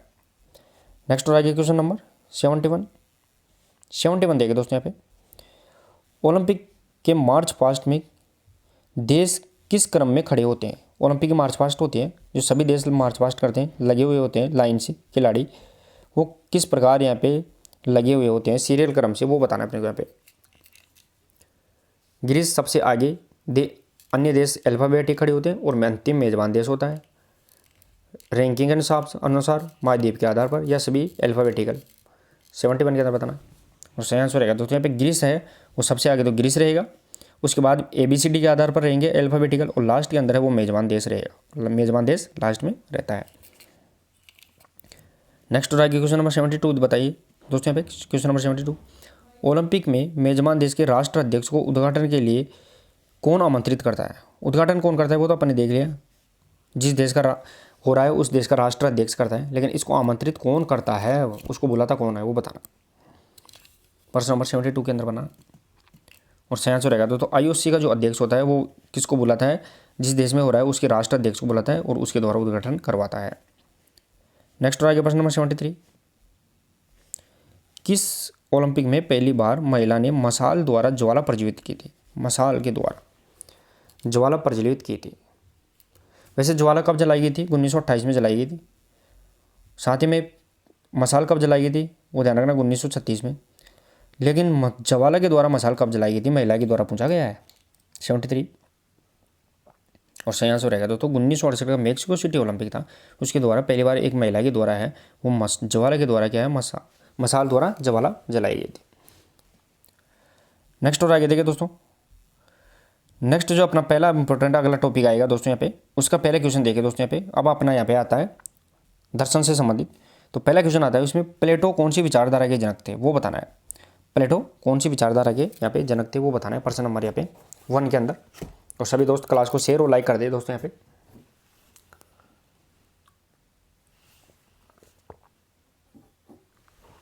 क्लास को शेयर कर दीजिए दोस्तों सभी।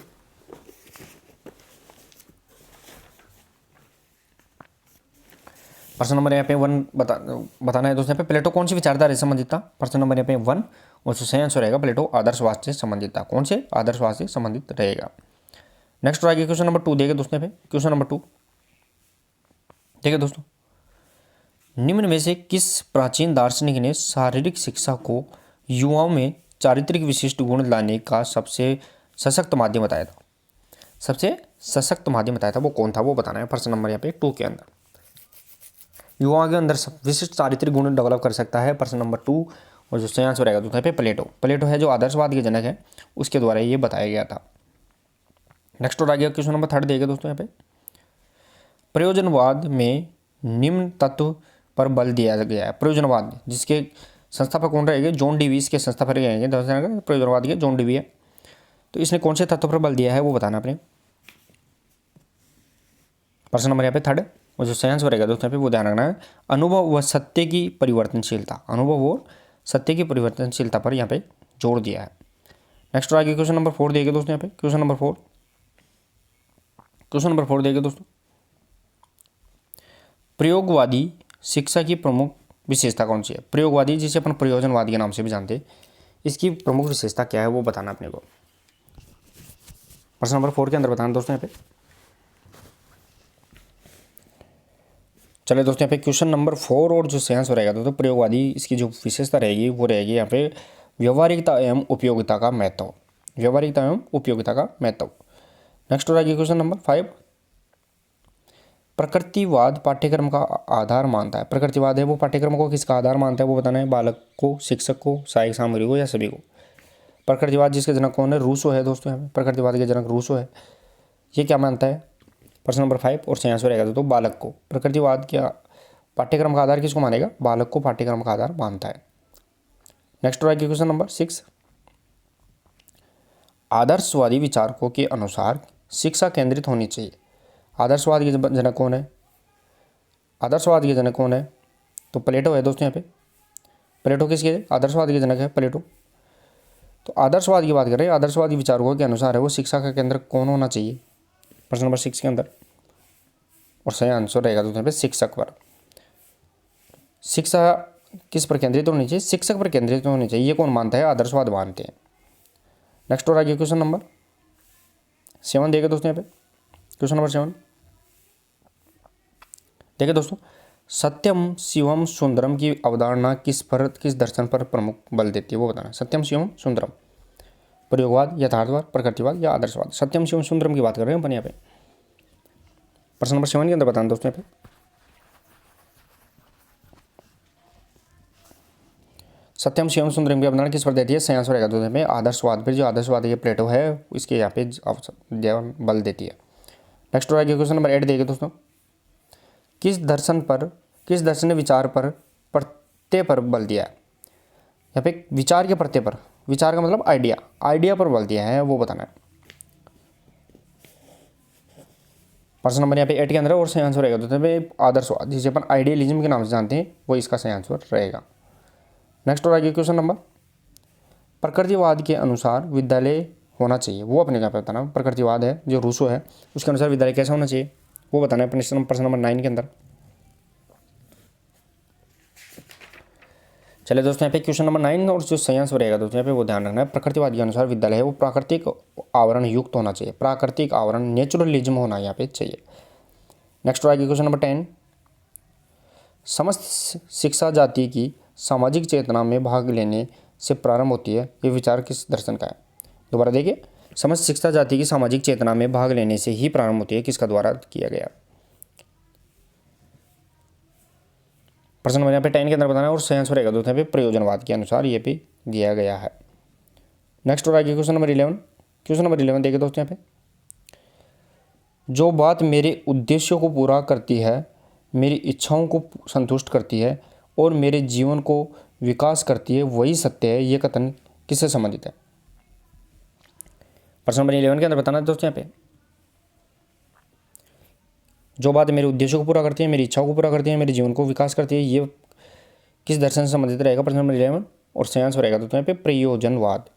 प्रयोजनवाद जिसके संस्थापक यहाँ पे जॉन डीवी है उसके यहाँ पे ध्यान रखना है। नेक्स्ट आगे प्रश्न नंबर 12, शारीरिक शिक्षा संबंधी कार्यक्रमों का दर्शन क्या है? शारीरिक फिजिकल एजुकेशन की जो एक्टिविटीज होती है उसका दर्शन कौन सा रहेगा? यथार्थवाद, उपयोगितावाद, आदर्शवाद या उपयुक्त में से कोई नहीं। प्रश्न नंबर 12 के अंदर बताना है। फिजिकल एक्टिविटीज होती है, कार्यक्रम होते हैं, उसकी सही आंसर रहेगा उपयोगितावाद। उपयोगितावाद ही इसका सही आंसर रहेगा।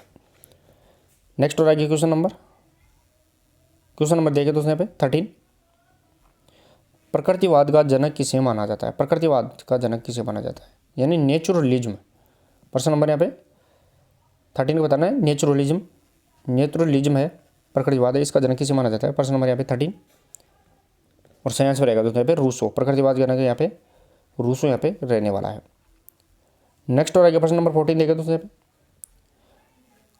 कौन सा शिक्षा दर्शन इस बात पर बल देता है कि अनुभव जीवन की कुंजी है? अनुभव ही जीवन की कुंजी है, ये अपने को यहाँ पे बताना है। कौन सा दर्शन इस पर बल देता है? प्रश्न नंबर यहाँ पे 14 के अंदर बताना दोस्तों यहाँ पे और सही आंसर रहेगा प्रश्न नंबर 14 का, वो ध्यान रखना दोस्तों यहाँ पे उपयोगितावाद है, वो यहाँ पे अनुभव के जीवन की कुंजी है बताता है। नेक्स्ट हो रहेगा प्रश्न नंबर 15। कौन सा शिक्षा दर्शन शिक्षक को छात्रों के आदर्श प्रतिमान के रूप में परिभाषित करता है? कौन सा शिक्षा दर्शन शिक्षक को छात्रों के आदर्श प्रतिमान के रूप में परिभाषित करता है? प्रश्न नंबर 15 के अंदर बताना दोस्तों यहाँ पे। यानी शिक्षा के बाद छात्रों के लिए आदर्श है, ये किसके द्वारा? आदर्शवाद के द्वारा कहा गया है, जिसके जो जनक है वो यहाँ पे प्लेटो रहेंगे। नेक्स्ट हो रहा है क्वेश्चन नंबर 16। व्यक्तिगत तौर पर अनुभव द्वारा सीखा जाता है, ये कहना है, वो अपने यहाँ पे बताना। व्यक्तिगत तौर पर अनुभव द्वारा सीखा जाता है, ये सही कौन से दर्शन से संबंधित रहेगा वो बताना अपने को। प्रश्न नंबर 16 के अंदर बताना है और सही आंसर रहेगा दोस्तों व्यवहारवाद से संबंधित ये रहने वाला है कि व्यक्ति है वो अनुभव के द्वारा यहाँ पे सीखता है। नेक्स्ट रहेगा प्रश्न नंबर 17। कौन सा दर्शन शास्त्र एक्सपेरिमेंटेशन के नाम से भी जाना जाता है? एक्सपेरिमेंटेशन की बात कर रहे हैं। जिस प्रकार आदर्शवाद है वो आइडियलिज्म, प्रकृतिवाद नेचुरलिज्म, इस प्रकार एक्सपेरिमेंटेशनिज्म के नाम से कौन सा जाना जाएगा? प्रश्न नंबर यहाँ पे 17 और जो सही आंसर रहेगा दोस्तों यहाँ पे प्रयोजनवाद के जॉन डीवी है, इसके यहाँ पे एक्सपेरिमेंटेशन के नाम से जाना जाता है। नेक्स्ट आगे प्रश्न नंबर 18। स्वस्थ शरीर में स्वस्थ मस्तिष्क निवास करता है, यह अवधारणा है किस दर्शन से संबंधित है? स्वस्थ शरीर में स्वस्थ मस्तिष्क निवास करता है, यह अवधारणा किससे संबंधित रहेगी? प्रश्न नंबर 18 के अंदर बताना है। प्रश्न नंबर यहाँ पे 18 और जो सही आंसर रहेगा दोस्तों यहाँ पे यथार्थवाद इससे संबंधित रहेगी, रियलिज्म रहेगी और इसके जनक है वो अरस्तु यहाँ पे रहने वाले हैं। नेक्स्ट और आगे क्वेश्चन नंबर 19। जॉन डीवी ने किस दर्शन का प्रतिपादन किया था? जॉन डीवी की बात कर रहे हैं, कौन से दर्शन के प्रतिपादक रहेंगे वो बताना। प्रश्न नंबर 19 के अंदर सही आंसर रहेगा दोस्तों यहाँ पे प्रयोजनवाद के जनक रहेंगे वो जॉन डीवी यहाँ पे रहने वाले हैं। नेक्स्ट और आगे क्वेश्चन नंबर 20। क्वेश्चन नंबर 20 देखिए दोस्तों,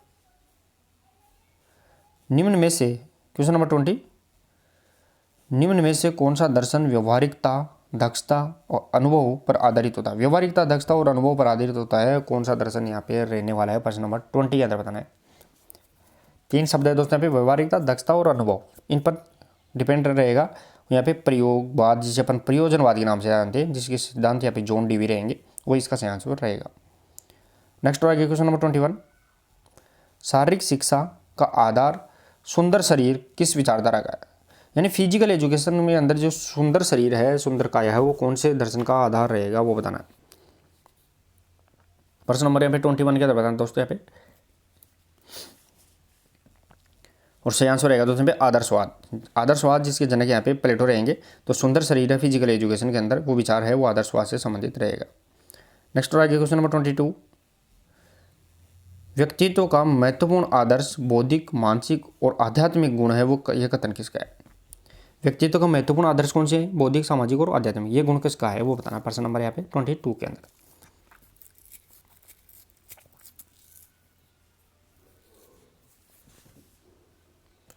प्रश्न नंबर यहाँ पे 22 और जो सही आंसर रहेगा दोस्तों यहाँ पे वो ध्यान रखना है। यहाँ पे अरस्तु है वो यथार्थवाद से संबंधित यहाँ पे रहने वाले हैं, रियलिज्म से संबंधित रहेंगे।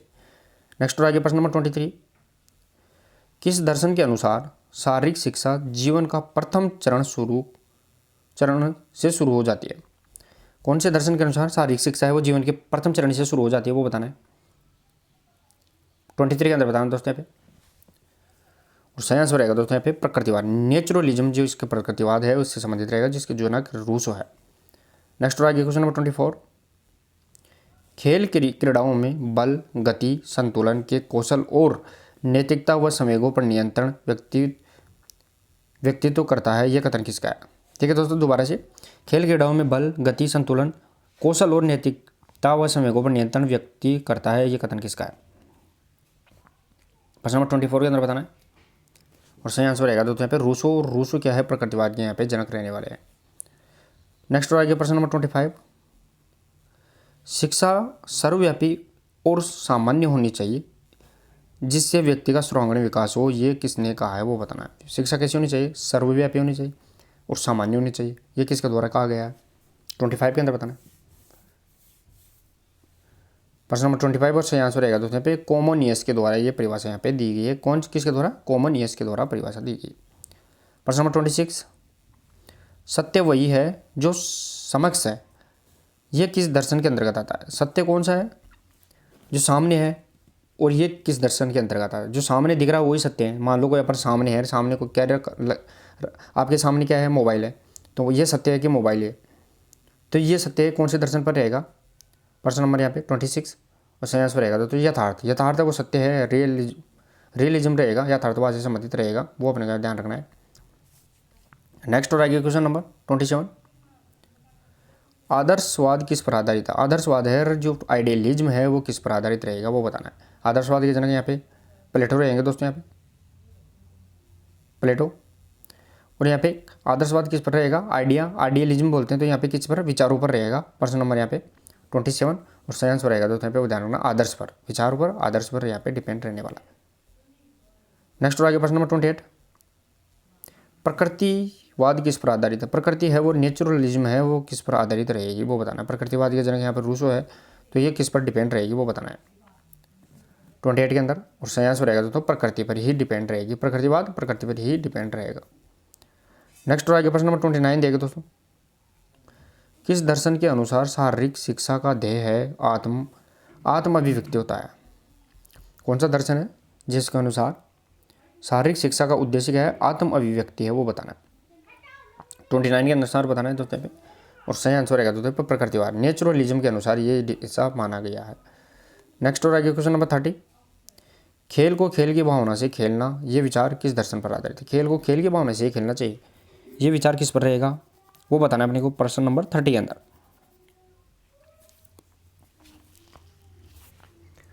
चलिए दोस्तों यहाँ पे क्वेश्चन नंबर 30 और जो सही आंसर रहेगा दोस्तों पे प्रकृतिवाद, नेचुरलिज्म, प्रकृतिवाद पे डिपेंड रहेगा, जिसके जनक है वो रूसो है। खेल को खेल की भावना से ही खेलना चाहिए। नेक्स्ट और आगे प्रश्न नंबर 31। सभी विचार, मूल्य और यथार्थ परिवर्तन होते हैं, ये दर्शन है, वो अपने यहाँ पे बताना। सभी विचार, मूल्य और यथार्थ परिवर्तित होते हैं, ये विचार किस पर रहेगा? प्रश्न नंबर 31 के अंदर बताना है। और सही आंसर रहेगा दोस्तों व्यवहारवाद पे रहेगा, ये व्यवहारवाद का यहाँ पे रहने वाला है। नेक्स्ट और आगे प्रश्न नंबर 32। किस दर्शन ने कहा है कि अनपढ़ रहने से बेहतर है जन्म न हो, कुविचारित होने से बेहतर है अनपढ़ रहना? देखिए दोस्तों दो शब्द दिए गए इसके अंदर, दोनों ही इंपॉर्टेंट है कि कौन से दर्शन से संबंधित है कि अनपढ़ रहने से बेहतर है कि जन्म ना हो, और कुविचारित होने से बेहतर है कि अनपढ़ रहना, ये किस दर्शन से संबंधित है?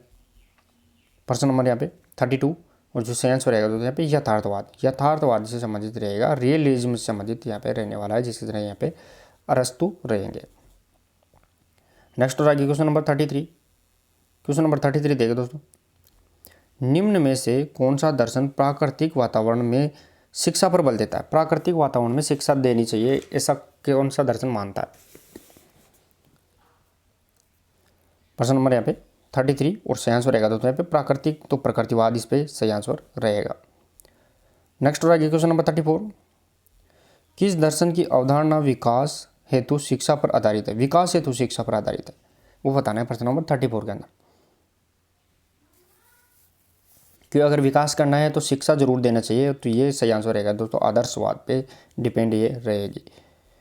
नेक्स्ट और आगे क्वेश्चन नंबर 35।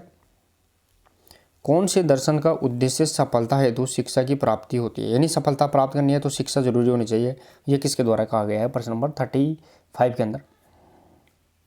कौन से दर्शन से डिपेंड रहेगी सफलता अगर लेनी है तो शिक्षा की प्राप्ति होता है, तो यहाँ पे ध्यान रखना है व्यवहारिकतावाद इससे संबंधित रहेगा। नेक्स्ट और आगे क्वेश्चन नंबर 36 देखिए दोस्तों, यहाँ पे क्वेश्चन नंबर 36, यथार्थवाद के जनक कौन है। दोस्तों यथार्थवाद रियलिज्म की बात कर रहे हैं अपन, रियलिज्म की बात कर रहे हैं, यथार्थवाद जो सामने है वही सत्य है। तो यथार्थवाद के जनक कौन रहेगा 36 के अंदर बताना है, और सही आंसर रहेगा दोस्तों यहाँ पे अरस्तु। मैं बार बार बता रहा हूँ, यहाँ पे अरस्तु इसके सही आंसर रहेगा। नेक्स्ट और आगे प्रश्न नंबर 37, वह दृष्टिकोण जो ब्रह्मांड को सभी क्रियाओं का संचालक मानता है कौन सा रहेगा। ब्रह्मांड है वो सभी क्रियाओं का क्या है संचालन है, ये किसके द्वारा कहा गया है, आदर्शवाद, यथार्थवाद, प्रयोगवाद या मानवतावाद। 37 के अंदर बताना दोस्तों यहाँ पे, और सही आंसर रहेगा दोस्तों यहाँ पे यथार्थवाद। रियलिज्म के द्वारा ऐसा माना गया है कि ब्रह्मांड है वो ये सभी क्रियाओं का यहाँ पे संचालन करता है। नेक्स्ट और आगे क्वेश्चन नंबर 38, शारीरिक शिक्षा का दर्शन आधारित है, फिजिकल एजुकेशन की कौन से दर्शन पर आधारित है वो बताना है, अस्तित्ववाद, व्यवहारवाद, यथार्थवाद या संकलन दर्शन पर। प्रश्न नंबर 38 के अंदर बताना दोस्तों आपको, और सही आंसर रहेगा शारीरिक शिक्षा का दर्शन है वो ध्यान रखना संकलन दर्शन पर यहाँ पे आधारित रहेगा। प्रश्न नंबर 38 सही आंसर रहेगा संकलन दर्शन। नेक्स्ट और आगे क्वेश्चन नंबर 39, प्रयोगवाद के दर्शन द्वारा किसका प्रतिपादन किया गया। प्रयोगवाद जिसे अपन प्रयोजनवाद के नाम से जानते हैं, जिसका जनक यहाँ पे जॉन डीवी है, तो इसका प्रतिपादन किया गया किसके द्वारा पे इसका प्रतिपादन किया गया वो बताना। प्रश्न नंबर यहाँ पे 39, और सही आंसर रहेगा दोस्तों पे पाठ्यक्रम का मूल सिद्धांत है, जो पाठ्यक्रम का मूल सिद्धांत है वो प्रयोगवाद से संबंधित ही रहेगा। नेक्स्ट और आगे प्रश्न नंबर 40, शारीरिक शिक्षा का दर्शन शास्त्र किससे संबंधित है। शारीरिक शिक्षा का दर्शन शास्त्र वो किससे संबंधित रहेगा वो बताना।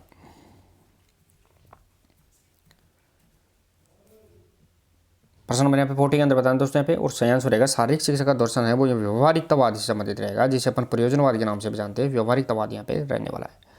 नेक्स्ट और आगे प्रश्न नंबर 41, किस दर्शन के अनुसार सत्य और मूल्य निरपेक्ष होते हैं तथा इनकी पूरी दुनिया में भागीदारी होती है वो अपन का बताना। किस दर्शन के अनुसार सत्य और मूल्य है वो निरपेक्ष होते हैं तथा इसकी पूरी दुनिया में भागीदारी होती है वो बताना है। प्रश्न नंबर 41 के अंदर, प्रश्न नंबर 41, और जो सही आंसर रहेगा तो यहाँ पे वो ध्यान रखना है, यहाँ पे आदर्शवाद इसका सही आंसर रहने वाला है। नेक्स्ट और आगे प्रश्न नंबर 42, कौन सा दर्शन विज्ञान सत्य को प्रकट करता है। विज्ञान की सत्य है उसको प्रकट करता है, वो कौन सा दर्शन यहाँ पे रहेगा, विज्ञान की सत्य की बात कर रहे हैं उसको प्रकट करता है। 42 के अंदर बताना है। प्रश्न नंबर यहाँ पे 42 और सही आंसर रहेगा तो यथार्थवाद है वो साइंस की यहाँ पे सत्यताओं को प्रकट करता है। नेक्स्ट और आगे प्रश्न नंबर 43, किस दर्शन के अनुसार सार्वभौम का स्वतंत्र अस्तित्व होता है। कौन सा दर्शन है जिसके अनुसार सार्वभौम का स्वतंत्र अस्तित्व होता है। प्रश्न नंबर 43, और जो सही आंसर रहेगा तो यहाँ पे यथार्थवाद के अनुसार है वो सार्वभौमिक स्वतंत्रता यहाँ पे रहती है। नेक्स्ट और आगे प्रश्न नंबर 44, दर्शन के घटक जो ज्ञान से संबंधित है जिसके प्रकार और तरीकों के रूप में जाना जाता है। देखिए दोस्तों यहाँ पे कौन से दर्शन के घटक है जो ज्ञान से संबंधित है इसके प्रकार और तरीकों के रूप में जाना जाता है वो बताना है। प्रश्न नंबर 44 के अंदर, और सही आंसर रहेगा दोस्तों यहाँ पे ज्ञान मीमांसा से संबंधित यहाँ पे रहने वाली है। नेक्स्ट और आगे क्वेश्चन नंबर 45, निम्नलिखित में से कौन सा दार्शनिक व्यवहारिकतावाद से संबंधित है। व्यवहारिकतावाद की बात कर रहे हैं अपन, उससे संबंधित यहाँ पे रहेगा। प्रश्न नंबर 45 के अंदर बताना व्यवहारिकतावाद से संबंधित कौन रहेगा, और सही आंसर रहेगा दोस्तों चार्ल्स रोडर्स पियर्स। ध्यान रखना चार्ल्स रोडर्स पियर्स है वो इसका सही आंसर रहेगा। नेक्स्ट और आगे प्रश्न नंबर 46, कौन सा दार्शनिक गणित के साथ आदर्शवाद से भी जुड़ा हुआ है। कौन सा दार्शनिक है जो गणित के साथ आदर्शवाद से जुड़ा हुआ है वो बताना है। प्रश्न नंबर 46 के अंदर बताना दोस्तों यहाँ पे, यानी मैथ्स के साथ आइडियलिज्म, और सही आंसर रहेगा व्हाइट हेड इससे जुड़ा हुआ है। नेक्स्ट और आगे प्रश्न नंबर 47, निम्न में से प्रकृतिवाद का समर्थक दार्शनिक कौन है। प्रकृतिवाद जिसका जनक तो कौन है प्रकृतिवाद की, यहाँ पे रूसो रहेगा, लेकिन इसके समर्थक कौन है, जॉन डीवी, अरस्तु, प्लेटो या पेस्टोलॉजी। प्रश्न नंबर 47 जिससे आंसर रहेगा दोस्तों यहाँ पे वो ध्यान रखना है। प्रकृतिवाद का समर्थक दार्शनिक कौन है, तो वो पेस्टोलॉजी का समर्थक दार्शनिक यहाँ पे रहने वाला है प्रश्न नंबर 47 के अंदर। नेक्स्ट हो जाएगी क्वेश्चन नंबर 48, प्रकृतिवाद के अनुसार शारीरिक शिक्षा का ध्येय क्या होता है। प्रकृतिवाद के अनुसार शारीरिक शिक्षा इसका उद्देश्य क्या है वो अपने यहाँ पे बताना है प्रश्न नंबर 48 के अंदर। और सही आंसर रहेगा दोस्तों आत्म अभिव्यक्ति का अवसर देना। आत्म अभिव्यक्ति है उसका अवसर देना ही इसका यहाँ पे उद्देश्य होता है। नेक्स्ट हो जाएगा प्रश्न नंबर 49, दर्शन शास्त्र की परंपरागत सोच में कौन सा दर्शन नहीं आता है। परंपरागत का मतलब पुरानी सोच के अनुसार कौन सा दर्शन नहीं आता है वो बताना है प्रश्न नंबर 49 के अंदर बताना है। और सही आंसर रहेगा दोस्तों यहाँ पे प्रकृतिवाद। प्रकृतिवाद इसके यहाँ पे दर्शन के अंतर्गत नहीं आता है। नेक्स्ट हो जाएगा प्रश्न नंबर 50, निम्न में से कौन सा दर्शन मन व शरीर की एकता पर बल देता है। शरीर और मन की एकता है उसके ऊपर बल देता है, कौन सा दर्शन यहाँ पे रहेगा प्रश्न नंबर 50 के अंदर बताना दोस्तों यहाँ पे। प्रश्न नंबर यहाँ पे 50 और सही आंसर रहेगा प्रकृतिवाद। नेचुरलिज्म है और जिसके जनक रूसो रहेंगे। रूसो यहाँ पे ध्यान रखना मन और शरीर की एकता पर बल देता है। तो चलिए दोस्तों आज इतने ही क्वेश्चन अपन कर पाएंगे। क्वेश्चन अपन ये कर लिए हैं लगभग 50 इसमें। तो सभी दोस्त क्लास कैसी लगी उसके बारे में ज़रूर बताएं। आज की इंपॉर्टेंट क्लास कैसी लगी, बाकी क्वेश्चन अपन कल की क्लास के अंदर भी शामिल कर लेंगे। तो आज की क्लास कैसी लगी, अगर अच्छी लगी तो जरूर क्लास को शेयर और लाइक करके जाइए। और दोस्तों 5 दिन 50+ क्वेश्चन अपन लेने वाले हैं, वो इसका टारगेट रहेगा। तो दोस्तों क्लास अच्छी लगे तो क्लास को शेयर और लाइक जरूर करें। मिलते हैं कल, तब तक के लिए धन्यवाद। Thank you so much.